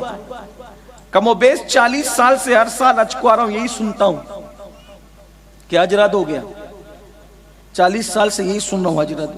کوئی نہ کوئی اللہ کے ولی کو خواب میں کہا جاتا ہے، جا کے اس کو کہو حج رد کر دیا، حج رد کر دیا۔ کہا پھر بھی آتے ہو؟ کہا پھر بھی آتا ہوں، کیا کروں؟ مالک بن دینار نے کہا میرا اللہ بڑا کریم ہے، وہ کسی پہ ظلم نہیں کرتا، آخر وہ رد کیوں کرتا ہے تیرا حج؟ کوئی تو وجہ ہوگی، کوئی سبب تو ہوگا نا، ابن ہارون کیوں رد کرتا ہے؟ تو تب ابن ہارون نے کہا مالک اگر تو اتنا بڑا اللہ کا ولی نہ ہوتا تو میں کبھی تجھے یہ راز نہ بتاتا، میں نے کسی کو نہیں بتایا یہ راز، لیکن آج تجھے بتاتا ہوں رد ہونے کی وجہ کیا ہے۔ اللہ نے مجھے بہت دولت دی، بہت مال دیا، بہت نوازا، ایسا نوازا کہ مجھ جیسا دولت مند پورے بلخ میں کوئی نہ تھا، لیکن دوستی میں نے مالداروں سے کی، چونکہ میں مالدار تھا، غلط دوستوں کی صحبت میں بیٹھا، میں شرابی بن گیا، دوستوں نے مجھے نشے کا عادی بنا دیا، شراب کا عادی بنا دیا۔ جب میں شرابی بن گیا میری ماں کو نہیں پتا تھا کہ میں شراب پیتا ہوں. شعبان کی آخری تاریخ تھی, رمضان المبارک کا چاند نظر آنے والا تھا. دوستوں نے کہا شام کو نہیں پی سکیں گے, چلو دن کو پی لیتے ہیں. دن کو پی کر جب میں لوٹنے لگا تو شام ہو چکی تھی, رمضان المبارک کا چاند نظر آ چکا تھا. میں لڑکھڑاتے ہوئے آیا. پہلی مرتبہ میری ماں نے مجھے نشے کی حالت میں دیکھا, پہلی بار ماں نے دیکھا نشے کی حالت میں. ماں کو غصہ آیا. ماں نے کہا بدبخت, رمضان المبارک کا چاند دکھ گیا اور تو نشہ کر کے آیا ہے, تجھے شرم نہیں آتی؟ میری ماں نے غصے میں, چونکہ میں ماں کا بڑا وفادار اور فرما بردار ایک لوتا بیٹا تھا, ماں سے بہت پیار تھا, ماں سے بڑی محبت تھی, ماں نے اپنے اسی پیارے اور عزیز بیٹے پہ غصہ کرتے ہوئے ایک تماچا میرے گال پہ مارا, منہ پہ مارا. تو نشہ کرتا ہے؟ ماں نے ایک تماچا مارا. میں نشے میں تھا, مجھے کچھ نہیں پتا تھا. حالت نشہ میں شیطان مجھ پہ غالب آ گیا. ماں نے تو مجھے صرف ایک تماچا مارا. میں نے پلٹ کر اپنی ماں کو تماچے پر تماچے مارے, تماچے پر تماچے مارے, حتیٰ کہ اپنی ماں کو مارتا رہا. اور مارتے مارتے اپنی ماں کو گھر کے اندر لے گیا, اور جہاں تندور جل رہا تھا بوڑھی ماں کو اٹھایا اور اٹھا کر کے جلتے ہوئے تندور میں میں نے پھینک دیا. جب جلتے ہوئے تندور میں نے اپنی بوڑھی ماں کو پھینکا, اس کے بعد مجھے نہیں پتا چلا کہ کیا ہوا. البتہ جب بستر پر میرا نشہ ختم ہوا, رات گزرنے کے بعد میں نے صبح کو اپنی بیوی کو آواز دی تو بیوی نے بڑے تلخ لہجے میں جواب دیا. میں نے کہا پیاری بیوی, محبت کرنے والی بیوی, کبھی تو نے اتنے تلخ لہجے میں مجھے جواب نہ دیا, آج تو مجھے تلخ لہجے میں جواب دیتی ہے. بیوی نے کہا بدبخت, اگر تجھے نشے کا, تیرے نشے اترنے کا مجھے انتظار نہ ہوتا تو میں رات ہی کو تیرا گھر چھوڑ کے چلی جاتی. اب میں تیرے ساتھ کبھی نہیں رہوں گی. جو ماں کا نہ ہوا وہ میرا کیا ہو سکتا ہے؟ میں نے پوچھا ہوا کیا ہے تجھے؟ تو میری ماں نے پوری داستان بیان کر کہا دیکھ, جب تو نشے کی حالت میں تھا تو تو نے اپنی بوڑھی ماں کو تندور میں جلا کر راکھ کر دیا. جب میں نے دیکھا تو میری ماں جلی ہوئی روٹی کی طرح مردہ پڑی ہوئی تھی. مجھے بڑا افسوس ہوا, ہائے میں ماں کا قاتل ہوں, میں نے ماں کو کیسے قتل کیا؟ تو میری بیوی نے بتایا یہ تیرے نشے کی لعنت ہے, یہ تیرے نشے کی نحوست ہے. اے میری قوم کے جوانوں, ایم ڈی استعمال کرنے والوں, ہیروائن استعمال کرنے والوں, ڈرگ استعمال کرنے والوں, نشے کی گولیاں کھانے والوں, کھانسی کے نام پر دوائیں خرید کر رات کے وقت میں وہ بوتلیں حلق کے نیچے اتارنے والوں, نشہ وہ بدترین لعنت ہے کہ جو ماں کا قاتل بھی تمہیں بنا سکتا ہے, جو باپ کا قاتل بھی تمہیں بنا سکتا ہے. تمہارے خوبصورت بھولے بھالے معصوم چہرے دیکھ کر مجھے ترس آتا ہے. ہائے وہ قوم جو قوموں کی امامت کے لیے پیدا کی گئی تھی, آج یہ قوم نشے کی لعنت میں مبتلا ہو گئی. میں تو ان ظالموں کو کہتا ہوں, مسلمانوں کے محلے میں شراب, بھنگ, گانجا بیچنے والوں, موت فروخت کرنے والوں, بڑے بڑے بادشاہ حلال کما کر کے اپنی قبروں میں کیا لے گئے؟ تم موت بیچ رہے ہو, تمہیں ڈر نہیں لگتا؟ سفید کپڑے پہن کر تم گھومتے ہو, سیٹ بن کر تم گھومتے ہو, رعب میں تم گھومتے ہو کہ تمہارا کوئی کچھ نہیں کر سکتا. سن لو, اللہ کسی سے غافل نہیں ہے. او شراب, جوا اور حرام کے دھندے کر کے, موت فروخت کر کے اپنے پیٹ میں جہنم کی آگ بھرنے والوں, ایک دن موت آئے گی, موت. اور جب تم موت کے شکنجے میں جکڑ دیے جاؤ گے, یہ تمہاری حرام کی کمائی جس کے کفن میں تم لپٹے جاؤ گے, یہ کفن نہیں ہوگا قبر میں, یہ جہنم کی آگ ہوگی. کفن نہیں ہوگا, وہ جہنم کی آگ میں تبدیل ہو جائے گا. پیسہ ہی سب کچھ ہو گیا. پیسے کے لیے شراب کے دھندے, پیسے کے لیے جوے کے دھندے, پیسے کے لیے ڈرگ بیچ رہے ہو, پیسے کے لیے ایم ڈی بیچ رہے ہو. پیسے اتنے عزیز ہو گئے. ارے پیسے تو جسم بیچ کر کے عورتیں بھی کما لیتی ہے. تم کیسے مرد ہو کہ اپنے ہی محلوں کے اندر زہر بیچتے ہو؟ توبہ کرو. ایک دن اللہ کی عدالت میں کھڑے ہونا ہے, ایک دن خدا کی عدالت میں کھڑے ہونا ہے. حرام دھندوں سے توبہ کرو, ورنہ جب خدا کی لاٹھی اٹھے گی کہیں پناہ نہیں ملے گی, وہ تباہی ہوگی کہ تمہاری نسلیں بھی برباد ہوگی. میں بد دعا کے طور پہ نہیں کہہ رہا ہوں، حقیقت بیان کر رہا ہوں. جو غلط کرے گا نسلیں بھگتے گی، اور تم قبر میں تڑپتے رہو گے، سسکتے رہو گے. اپنی اولاد کے مستقبل کے لیے، اپنے اچھے شوق کے لیے میں بنگلے میں رہوں، میں کاروں میں رہوں، میں اچھے موبائل استعمال کروں، لوگوں کے بچوں کو بگاڑتے ہو. شرم کرو اگر مسلمان ہو تو. اور جو مسلمان نہیں ان تک بھی اگر آواز پہنچ رہی، کم سے کم ہندوستان کا تو خیال کرو، ملک کا تو خیال کرو. نشے کی وجہ سے ملک تباہ ہو رہا ہے، نشے کی وجہ سے ملک برباد ہو رہا ہے، نشے کی وجہ سے ملک میں نوجوان جو ہے اللہ اکبر ناکارہ ہو رہے ہیں. ہم تو یہ کہتے ہیں انسان کسی مذہب کا انسان ہو. اسلام انسانیت کا مذہب ہے. ہم جیسے اپنے جوانوں کو نشے سے بچانا چاہتے ہیں، ویسے ہم ہر مذہب کے جوان کو نشے سے بچانا چاہتے ہیں. ہندو مذہب کی کتابوں میں وید میں لکھا ہوا ہے کہ شراب کا ایک گھونٹ پینا برہمن کے قتل کرنے کے برابر ہے. کوئی مذہب نشہ کرنے کی اجازت نہیں دیتا، چاہے مسلمانوں کا مذہب ہو، چاہے ہندوؤں کا مذہب ہو، چاہے یہودیوں کا مذہب ہو، چاہے عیسائیوں کا مذہب ہو. کسی مذہب میں نشے کی اجازت نہیں. کتنی سخت بات لکھی وید کے اندر. جس طریقے سے ملانے کو نہیں کہہ رہا، سمجھانے کو. جیسے ہمارے یہاں ہم سادات کا احترام کرتے ہیں، ویسے ہندو مذہب میں برہمنوں کا لوگ احترام کرتے ہیں. اب بتاؤ ان کے مذہب میں یہ ہے، تو مذہب کوئی ہو، ہم ہر مذہب کے انسان سے کہتے ہیں نشہ نہ کرو. آپ کے مذہب نے بھی نشہ کرنے کی اجازت نہیں دی، کسی مذہب میں اجازت. کیا ہوا؟ اس بیوی نے کہا تو ماں کا قاتل ہے، میں تیرے ساتھ نہیں رہوں گی. میں نے دیکھا، میں پچھتایا کہ میں نے، لیکن پچھتاوے سے کا ہوت، جب چڑیا چگ گئی کھیت. کچھ کام ایسے ہوتے ہیں پچھتانے سے کچھ نہیں چلتا. پھر کیا کہا ابن ہارون نے؟ پھر میری بیوی تو چلی گئی چھوڑ کے، سارے غلام میں نے آزاد کر دیے، اپنا محل بیچ دیا، سب چھوڑ دیا، اور جس ہاتھ سے میں نے ماں کو مارا تھا وہ ہاتھ کاٹ کے پھینک دیا اس کو کاٹ کے. دیکھو میرا ہاتھ کھٹا ہوا ہے. اور اس دن کے بعد سے ہر دن روزہ رکھتا ہوں، ہر رات عبادت کرتا ہوں، کچھ قبول نہیں. ہر سال حج کو آتا ہوں، حج بھی رد ہوتا ہے.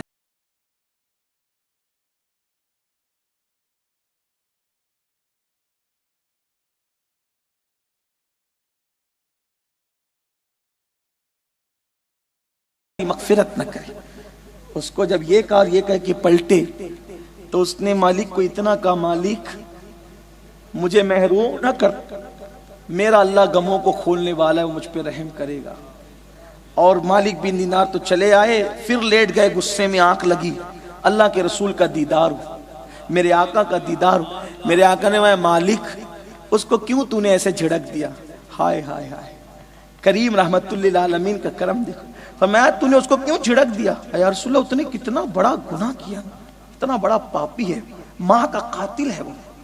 سرکار فرماتے ہیں مجرم تو بڑا ہے. آقا فرماتے ہیں مجرم تو بڑا ہے، لیکن میں تجھے بتاؤں قیامت میں اس کے ساتھ ہوگا کیا؟ کہا حضور ضرور بتائیں کیا ہوگا. میرے آقا نے فرمایا اللہ کی عدالت میں دونوں ماں بیٹے کھڑے ہوں. اللہ فرمائے گا تو ماں کا قاتل ہے، جا تو جہنم میں جا. وہ جہنم میں چلا جائے، ماں جنت میں آ جائے گی. بے گناہ قتل کی گئی تھی، شہید ہو گئی تھی، وہ جنت میں آ جائے گی. 3,500 سال تک، کتنا؟ 3,500 سال تک ابن ہارون جہنم میں جلے گا. 3,500 سال یعنی 7 دن. وہاں کے 7 دن کتنے ہوتے ہیں؟ 3,500 سال کے. 7 دن وہ جہنم میں جلے گا، یعنی 3,500 سال. اس کی ماں کو جنت میں اس کی یاد آئے گی، اس کی ماں کو جنت میں اس کی یاد آئے گی. ماں کو لوگوں وفا دیکھو، قاتل بیٹے کی یاد ماں کو جنت میں آ گئی. اس کا مطلب مرنے کے بعد سب سے رشتے ٹوٹ جاتے ہیں، لیکن ماں باپ سے نہیں ٹوٹتے. اے کاش لوگ ان مقدس لوگوں کی عظمت کو سمجھتے. میرے آقا نے فرمایا جو اپنی نماز میں ماں باپ کے لیے مغفرت کی دعا نہیں کرتا اس کی نماز ادھوری رہتی ہے۔ اگر کوئی مالدار بننا چاہتا ہے تو وہ ماں باپ کے لیے مغفرت کی دعا کرے، اللہ اس کو مالا مال کر دے گا۔ کوئی اپنی عمر لمبی کرانا چاہتا ہے وہ ماں باپ کی خدمت کرے، اللہ اس کی عمر لمبی کرے گا۔ کیا لوگ ہیں، قاتل بیٹا ماں کو جنت میں یاد آیا تو ماں جنت کے فرشتوں سے پوچھے گی میرا ابن ہارون کہاں ہے؟ فرشتے کہیں گے اللہ یہ پوچھ رہی ہے اس کا بیٹا کہاں ہے؟ اللہ فرمائے گا کہہ دو کہ جہنم میں ہے۔ تو کہا جائے گا تیرا بیٹا تو جہنم میں ہے، وہاں بھی ماں کی ممتا تڑپے گی۔ جنت میں ماں کی ممتا یہ ماں ہے لوگوں، ماں باپ، یہ آپ ان کو گھر کا کچرا سمجھتے، آپ ان کو گھر کا کچرا سمجھتے، وہ یہ لوگ ہیں سچے لوگ جن کی محبت میں کوئی ریا نہیں، جن کی محبت میں کوئی دکھاوا نہیں، جن کی محبت کے اندر اللہ اکبر رتی برابر بھی دکھاوا نہیں، جن کی محبت پیور ہے، پیور۔ جب ہم کچھ نہیں تھے تو بھی وہ ہم سے محبت کرتے تھے، ہم سے پیار کرتے تھے۔ ماں کو قاتل بیٹا جنت میں یاد آئے گا اور اللہ کہے گا بتاؤ اس کو کس کا بیٹا جہنم میں ہے؟ تو ماں کہے گی وہ جہنم میں کیوں گیا؟ ماں کی ممتا تڑپے گی وہ جہنم میں کیوں گیا؟ تو فرمایا جائے گا اس نے تجھے قتل کیا تھا اس لیے وہ جہنم میں گیا۔ تو ماں کہے گی کیا وہ جنت میں نہیں آ سکتا؟ وہ جنت میں نہیں آ سکتا؟ ارشاد ہوگا بالکل آ سکتا ہے۔ کیوں کیسے آ سکتا ہے؟ اگر وہ تو معاف کر دے تو اللہ بھی معاف کر دے گا۔ تو ماں اسی وقت کہے گی مولا گواہ رہنا میں نے اس کو معاف کر دیا لیکن اس کو جنت عطا کر۔ یہ ماں باپ ہے، ان کی قدر جانو، یہی ان سے دور کیا جائے۔ فلموں کا ٹائٹل یہی ہے ماں باپ سے بغاوت کرو، لڑکی لے کے بھاگو، لڑکیوں کو ایک لڑکا لے کے بھاگو، ماں باپ سے بغاوت کرو۔ میں نوجوانوں سے کہتا ہوں جو لڑکی ماں باپ کو چھوڑ کر تیرے ساتھ بھاگ گئی، یاد رکھنا، جو لڑکی ماں باپ کو چھوڑ کے تیرے ساتھ بھاگ گئی، جو ماں باپ کی وفادار نہ ہوئی وہ تیری کیسے وفادار ہوگی؟ اور لڑکیوں سے کہتا ہوں جو لڑکا تیرے ساتھ بھاگ جائے ماں باپ کو چھوڑ کے، جس نے ماں باپ سے وفا نہ کیا وہ تجھ سے کیا وفا؟ بے وفا لوگوں کی پہچان ہے جو ماں باپ سے بے وفائی کرے۔ جو ماں باپ سے بے وفائی کرے وہ کسی کے ساتھ وفا کر ہی نہیں سکتا۔ اس لیے میری گزارش ہے سنبھلو سمجھو۔ تو تیسری عالمی جنگ کے اندر جو ماحول بنایا جا رہا ہے وہ یہ کہ تم بدکار ہو جاؤ، بد کردار ہو جاؤ، دین سے نکل جاؤ۔ اور دوسری بات یہ کی جا رہی ہے جو جگہ جگہ گستاخیاں ہو رہی ہیں، آپس میں لڑو اور اپنے نبی سے دور ہو جاؤ، ہے نا؟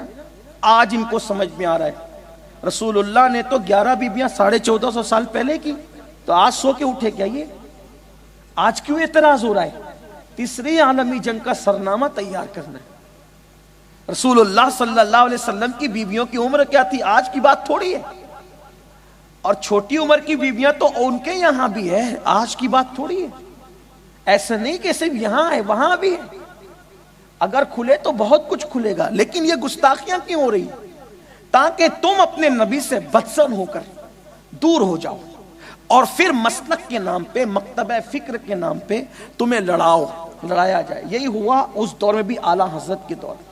ٹھیک، امام احمد رضا کا کارنامہ یہ ہے کہ انہوں نے محنت کی اور قوم کو گناہوں سے بھی بچا کر دین کی طرف کھینچ کر کے لائے، اور قوم کو ٹکڑیوں میں بٹنے کی بجائے، مکاتب فکر میں بٹنے کی بجائے ان کو وہاں سے کھینچا اور رسول اللہ کے قریب کیا۔ تو جس دور میں لوگ نبی کو گستاخی کر کے گالی دے رہے تھے کہ ان کو علم غیب نہیں، اس دور میں لوگ گستاخی کر کے نبی کو گالی دے رہے تھے کہ ان کو دیوار کے پیچھے کا علم نہیں، جس دور میں نبی کی گستاخی کر کے گالی دے رہے تھے وہ حاضر و ناظر نہیں، جس دور میں گستاخی کر کے گالی دے رہے تھے وہ ہماری طرح انسان ہے، جس دور میں گستاخی کر کے گالی دے رہے تھے کہ وہ تو اپنی بیٹی کو نہیں بخشوا سکتے، وہ تو اپنی اولاد کو نہیں بخشوا سکتے، اس طرح کی گالیاں دی جا رہی تھی۔ تو امام اہل سنت کی نظر میں قرآن کی یہ آیت تھی کہ امت کو متحد کر دو، امت کو فرقوں میں بٹنے مت دو، فرقوں میں بٹنے سے بچاؤ۔ قرآن کہتا ہے وَاعْتَصِمُوا بِحَبْلِ اللَّهِ جَمِيعًا وَلَا تَفَرَّقُوا، کہ اللہ کی رسی کو مضبوط پکڑو، فرقوں میں مت بٹو۔ قوم کو فرقوں سے بچانا ہے تو خدا کی رسی کو پکڑو۔ اب اللہ کی رسی کیا ہے؟ عبداللہ ابن عباس سے کسی نے پوچھا پوچھا اللہ کی رسی حبل اللہ کیا ہے؟ ابن عباس کہتے ہیں ہوا محمد الرسول اللہ، محمد الرسول اللہ اللہ کی رسی ہے۔ تو امام احمد رضا نے لوگوں کو بتایا نسلوں میں، رنگوں میں، عرب اور عجم کے اندر نہ لڑو، برادریوں میں نہ لڑو، مکتبہ فکر کے نام پہ فرقے نہ پھیلاؤ، آؤ رسول اللہ کا دامن پکڑ کے پوری امت متحد ہو جائے، عرب والے بھی، عجم والے بھی، مصر والے بھی، شام والے بھی، یمن والے بھی، پوری دنیا کو متحد کرنا چاہا کس پر؟ مصطفیٰ جان رحمت کی ذات پر۔ اور انہوں نے ایک ہی عنوان پہ محنت کی، وہ عنوان محبت رسول، وہ عنوان عشق رسول۔ جب لوگ رسول اللہ کے علم غیب کا انکار کر رہے تھے تو اللہ اکبر وہ لوگوں کے سامنے اپنے مذہب کو، 1400 سال کے مذہب کو یوں پیش کر رہے تھے اللہ اللہ کہ اور کوئی غیب کیا تم سے نہا ہو بھلا، جب نہ خدا ہی چھپا تم پہ کروڑوں درود۔ جب لوگ کہہ رہے تھے وہ تو بڑے بھائی کی طرح ہے، تو میرا امام کہہ رہا تھا سرور کہوں کہ مالک و مولا کہوں تجھے، باغ خلیل کا گل زیبا کہوں تجھے، اور کہتے تیرے تو وصف عیب تنائی سے ہے بری، حیران ہوں میرے شاہ میں کیا کیا کہوں تجھے۔ جب لوگ کہہ رہے تھے کہ رسول اللہ اپنی بیٹی کی شفاعت نہیں کر سکتے، اس وقت میرے امام کہہ رہے تھے اللہ اکبر وہ کیا ہی ذوق افزا شفاعت ہے تمہاری، واہ واہ قرض لیتی ہے گناہ پرہیزگاری، واہ واہ اللہ اکبر۔ میں آج بھی کہنا چاہتا ہوں حضور کی گستاخیاں کر کرا کے نبی سے دور کیا جا رہا ہے، اور دوسرے مکتبہ فکر کے لوگ اگر موجود ہیں میں ان سے کہتا ہوں تھوڑا سنجیدگی سے سنو، تمہارے بڑوں نے جو غلطی کی وہ تم مت کرو، وہ مر گئے قبروں میں چلے گئے۔ ہندوستان میں اگر دین بچانا ہے تو نبی کی توہین کر کے دین نہیں بچے گا، نبی کی تعریف کر کے بچے گا۔ مثال کے طور پہ ٹی وی کی ڈیبیٹ میں ایک بندہ کہہ رہا ہے، مثال کے طور پہ کوئی بدعقیدہ بیٹھ کے کہہ رہا ہے کہ محمد عربی تو وہ ہے جو اپنی بیٹی کی شفاعت نہیں کر سکتے، ہے نا؟ حالانکہ یہی مولوی لوگ جلسے میں جب مدرسے کا جلسہ ہوتا ہے چندے کے لیے کہتے ہیں یہاں عالم بنتے ہیں، جو عالم کو استنجا کا ڈھیلا دے گا عالم اس کی بھی شفاعت کرے گا۔ چندہ لینے کے لیے عالم کی یہ فضیلت اور گستاخی کرنے کے لیے بیٹی کی شفاعت نہیں کر سکتا۔ اب اس کا انجام کیا ہے ذرا غور کرنا، تعصب کی بات نہیں کر رہا، حقیقت بات کر رہا کہ بیٹی کی شفاعت نہیں کر سکتے۔ تو اب سامنے بیٹھا ہوا مشرک کہے گا کہ جو نبی اتنا کمزور ہو، جو اپنی بیٹی کو بخشوا نہیں سکتا، تو اس کا کلمہ پڑھنے کی بات کیوں کرتا ہے؟ دیکھ تو ہمارا فلاں تو اتنا طاقتور تھا کہ اس نے تو ہمالیہ اٹھا کر کے اڑتے ہوئے کہاں سے کہاں تک پہنچا دیا، ہے نا؟ یہ بات ہو سکتی ہے نا؟ ٹھیک، کیا جواب دے گا؟ بچے گا کلمہ، بچے گی توحید، بچے گی رسالت۔ لیکن اگر کوئی مجھ جیسے سنی کے پاس آ کے کہے کہ میرا فونا اتنا طاقتور تھا کہ ہمالیہ اٹھا لیا، میں نے کہا وہ ہمالیہ اٹھایا وہ کہاں تک ٹھیک ہے وہ تو بعد میں بات کریں گے، لیکن میرا آقا اتنا طاقتور ہے کہ ہمالیہ کی اوقات کیا زمین سے کئی بڑا گنا، کئی گنا بڑا، زمین سے کئی گنا بڑا چاند میرے آقا نے زمین پہ کھڑے رہ کے اشارہ کیا تو اس کے ٹکڑے کرنے۔ کہاں ہمالیہ اٹھانا، کہاں چاند کے ٹکڑے کرنا، دونوں میں کیا فرق ہے؟ تو کیوں نہ ایسے طاقتور رسول کے ڈنکے بجاؤں؟ یہ بات ہے۔ تو رسول اللہ کی توہین سے دین نہیں پھیلے گا۔ امام احمد رضا نے پوری زندگی یہی کیا۔ اور بس اب بات سمیٹوں، امام احمد رضا کی زندگی پہ زیادہ بات نہیں کر سکتا، لیکن یہ بات جو بندہ بھی رسول اللہ کی وفا کے لیے محنت کرے گا، عشق پہ محنت کرے، پھر اس کو کوئی نوازے نہ نوازے، اس کو رسول اللہ ڈائریکٹ نوازتے، ہاں اس کو حضور ڈائریکٹ نوازتے۔ امام احمد رضا کو کوئی بدعتی کہے، کوئی خان صاحب کہے، کوئی کچھ کہے، کوئی مولوی کہے، لوگ حقارت سے ان کا نام لیتے ہیں، کہتے ہیں۔ کچھ لوگ کو تو تعصب ہے اور کچھ لوگوں کو غلط فہمی ہے۔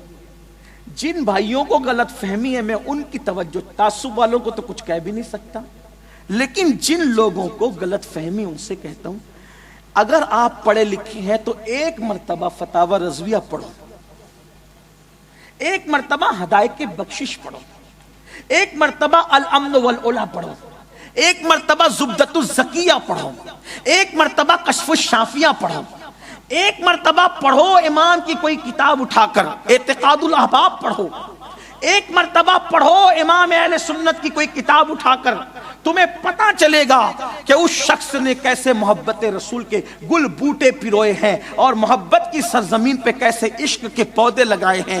آخری بات جو عرض کرنا چاہتا ہوں میرے امام کے حوالے سے وہ یہ، انہوں کی پوری محنت تھی، انہوں نے اپنے باپ داداؤں کا ذکر نہیں کیا، انہوں نے اپنے پیر پہ کوئی کتاب نہیں لکھی، انہوں نے پوری زندگی رسول اللہ کے گیت گائے، سب کو حضور کے قریب کرنا چاہا۔ وہ جانتے تھے میرے باپ کے نام پہ میں پوری امت کو متحد نہیں کر سکتا، اپنے پیر کے نام پہ پوری امت کو متحد نہیں کر سکتا، کسی خاندان یا کسی سلسلے میں پوری امت کو متحد نہیں کر سکتا، عرب و عجم کو اگر متحد کر سکتا ہوں تو رسول اللہ کے نام پہ کر سکتا ہوں۔ اور آج ہماری ذمہ داری ہے ہم بھی حضور کے عشق پر، حضور کی محبت پر، صحابہ اہل بیت کے عقیدے پر امت کو متحد کریں۔ انعام کوئی دے نہ دے حضور دیں گے۔ کیا انعام دیا؟ جو آخری بات عرض کرنا چاہتا تھا وہ یہ، ایک مرتبہ کا واقعہ ہے، ملک شام سے ایک بزرگ حکیم اجمل خان کے یہاں آتے تھے۔ حکیم اجمل خان کا نام سنا ہوگا آپ نے، بڑا حکیم، ان کو بڑے بڑے القابات ملے ہیں، بلکہ ان کو ملک الحکمہ کا جو وہ خطاب دیا گیا ہے۔ حکیم اجمل بڑے آدمی، بڑا حکیم گزرا ہے۔ تو حکیم اجمل خان کے یہاں ملک شام کے ایک سید صاحب آتے تھے، اور وہ سید صاحب حکیم اجمل کے یہیں رکتے تھے، اعلیٰ حضرت سے ان کی کوئی ملاقات نہیں تھی۔ اور حکیم صاحب اور سید صاحب کے ساتھ اس زمانے میں الہ آباد ہائی کورٹ کے ایک وکیل صاحب تھے، ان کی دوستی ہو گئی تھی۔ اس طرح یہ تینوں کی دوستی تھی۔ ملک شام کے وہ جو سید صاحب تھے وہ صاحب کرامت بزرگ تھے، صاحب کشف تھے۔ تو حکیم صاحب بھی اور وکیل صاحب بھی دونوں معتقد تھے، کیونکہ ان کی کرامتیں لوگ اپنی آنکھوں سے دیکھتے تھے، بلکہ وہ ایسے صاحب کشف تھے حکیم سید صاحب۔ ایک مرتبہ کسی نے کہا حکیم اجمل کو، حکیم صاحب فلاں مریض کے پاس جانا ہے، ذرا چیک کر لو۔ تو جب حکیم صاحب کے گھر سید صاحب آئے ہوتے تھے تو کہیں بھی جاتے تھے تو تینوں ساتھ ساتھ جاتے تھے، وکیل صاحب بھی اپنا کام چھوڑ دیتے تھے اور تینوں حکیم صاحب کے گھر رہتے تھے اور ساتھ ساتھ جاتے تھے۔ اب تینوں گئے، مریض کو چیک کیا، چیک کرنے کے بعد حکیم صاحب نے کہا اس کو تو کوئی مرض ہی نہیں ہے، کوئی مرض نہیں ہے، لیکن میں احتیاطاً کچھ دوا دیتا ہوں۔ تو سید صاحب نے کہا حکیم صاحب بدنام مت ہونا، کوئی دوا مت دو، یہ 3 دن بعد مر جائے گا، یہ 3 دن بعد یہ مریض مر جائے گا، بچے گا نہیں۔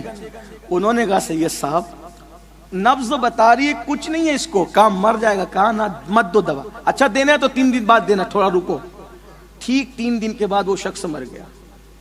سید صاحب کے پاس ایسا کشف تھا، ایسے بزرگ تھے سید صاحب، یاد رکھیے گا۔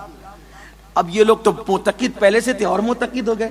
ایک دن یہ تینوں بیٹھے تھے، الہ آباد ہائی کورٹ کے وکیل صاحب، حکیم اجمل خان صاحب اور سید صاحب شام کے، ملک شام کے سید صاحب۔ ایک دن نکلا اعلیٰ حضرت کا تذکرہ۔ اس وقت لوگ اعلیٰ حضرت کو بڑے مولوی صاحب کہتے تھے، اعلیٰ حضرت کا ذکر نکلا۔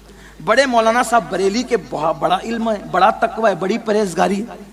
تو جو ہائی کورٹ کے وکیل صاحب تھے، دیکھو جو دنیا کے پڑھے لکھے لوگ ہوتے ہیں وہ مولوی مولانا پیر لوگ کو جلدی سے خاطر میں نہیں لگا، یہ ان کو کیا آتا ہے، ایسے کچھ لوگ چڑے ہوئے ہوتے ہیں سب کے، حالانکہ سب ایسے نہیں ہوتے، کچھ آپ کے موربی کے جیسے لوگ، راجکوٹ جیسے، گجرات ہندوستان کے اچھے لوگ اچھی بات کرتے ہیں، ایک کچھ لوگ بڑے مغرور ہوتے ہیں، جج صاحب ہو، وکیل صاحب ہو، اللہ ماشاءاللہ ٹیچر ہو، ڈاکٹر ہو، وہ مولوی مولانا کو پتہ نہیں کیا سمجھتے ہیں۔ خیر اپنے اپنے ظرف کی بات ہے، صاحب فضل کو سمجھتا ہے، عزت والا عزت والوں کو سمجھتا ہے، کچھ لوگوں کے پیر ڈگریوں کی وجہ سے زمین پہ نہیں ٹکتے۔ بہرحال تو وکیل صاحب نے کہا چھوڑو یار اس کی بات، وہ مولوی کی بات چھوڑو۔ کیا کہا اس مولوی کی بات چھوڑو یار، وہ تہمات پرست مولوی ہے۔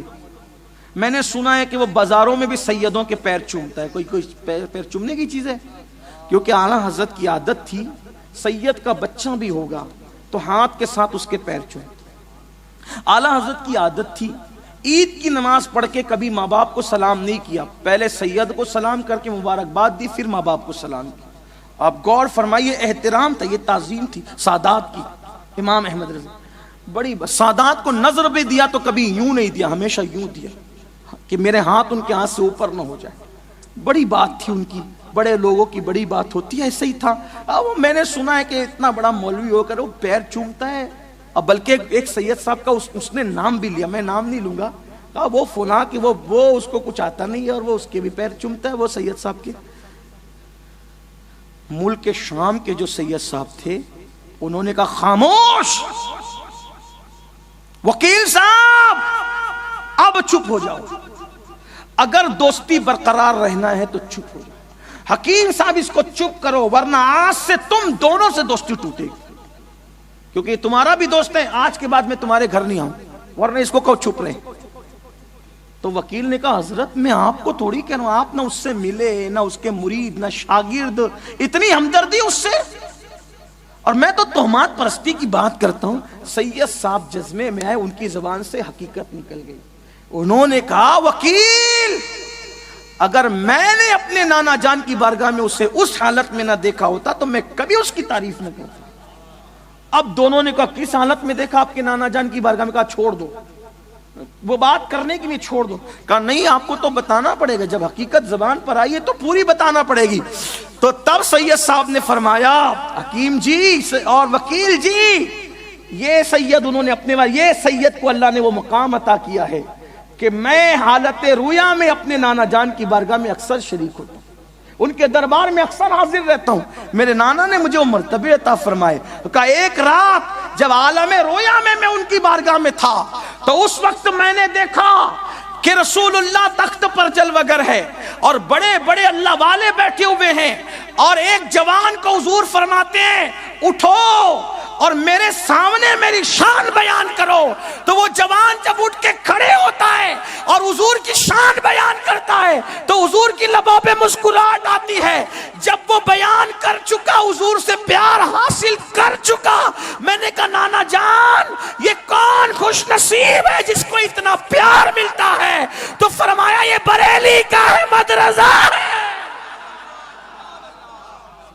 کہا کہ یہ اعلیٰ حضرت، نعرہ تکبیر، نعرہ رسالت، یہ تھے امام احمد جو رسول اللہ کی وفا کرتا ہے. حضور اس کو یہ مرتبہ عطا، یہ مقام عطا فرماتے حضور. اس لیے آج ہماری ذمہ داری ہے، میرے امام نے جس عنوان پہ محنت کی عشق رسول، محبت رسول، لوگوں کو رسول اللہ سے جوڑنے کے لیے کوشش کرنا، ہم بھی کریں. ابھی میلاد النبی کا مہینہ آنے والا ہے، صرف لائٹنگ، کمکمے اور جھنڈوں پر اکتفا مت کرنا، بلکہ کوشش کرو کسی سنی عالم دین کا بیان روزانہ 1 گھنٹہ سب گھر والے بیٹھ کر حضور کی سیرت پہ سنو. سنی عالم دین، اور کم سے کم روزانہ 1000 بار درود شریف پڑھو.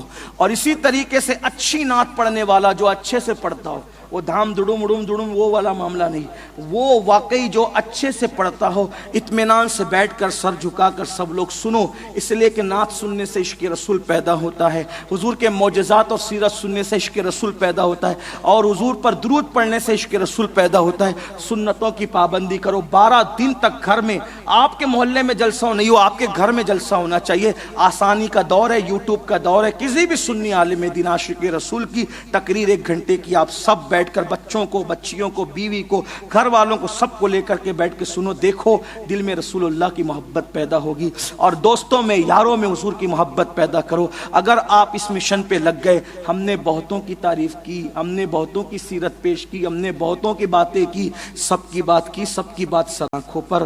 محمد علی جوہر نے بہت اچھی بات کہی ہے، دنیا میں احترام کے قابل ہیں جتنے لوگ، دنیا میں احترام کے قابل جتنے لوگ، میں سب کو مانتا ہوں، مگر مصطفیٰ کے بعد ہمارے لیے سب کچھ حضور کی ذات ہے، بعد میں سب لوگ ہیں. اس لیے حضور کی سیرت عام کرو، ہو سکے اپنے علماء سے مشورہ کرو. سیرت پر آپ کیا کر سکتے ہو؟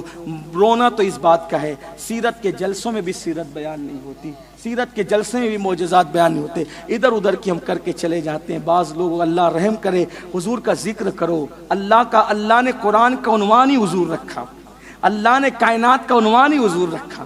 ارے جتنے انبیاء آئے نا ان کو اللہ نے 2 ٹاپک دے کر کے بھیجا. ایک جا کر میری توحید کا اعلان کرنا, دوسرا جا کر میرے محمد کی رسالت کا اعلان کرنا. اسی کو حضور مفتی اعظم کہتے ہیں رسول انہی کا تو مژدہ سنانے آئے ہیں, رسول انہی کا تو مژدہ سنانے آئے ہیں, انہی کے آنے کی خوشیاں منانے آئے ہیں, انہی کے آنے کی دھومیں مچانے آئے ہیں. جو چاہیں گے جسے چاہیں گے یہ اسے دیں گے, جسے چاہیں گے جو چاہیں گے یہ اسے دیں گے. کریم ہے یہ خزانے لٹانے آئے ہیں. اور نصیب تیرا چمک اٹھا دیکھ تو نوری, نصیب تیرا چمک اٹھا دیکھ تو نوری. عرب کے چاند لحد کے سرہانے آئے ہیں.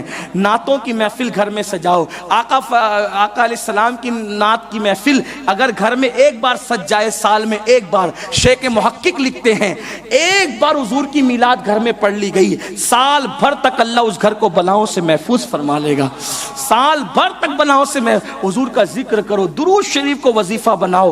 ہمارے بزرگوں نے فرمایا, خود اعلیٰ حضرت نے فرمایا, اگر آپ کو کامل پیر نہ ملتا ہو, کامل پیر, درود شریف کو اپنا پیر بناؤ, درود شریف پڑھو, اللہ تک پہنچ جاؤ گے.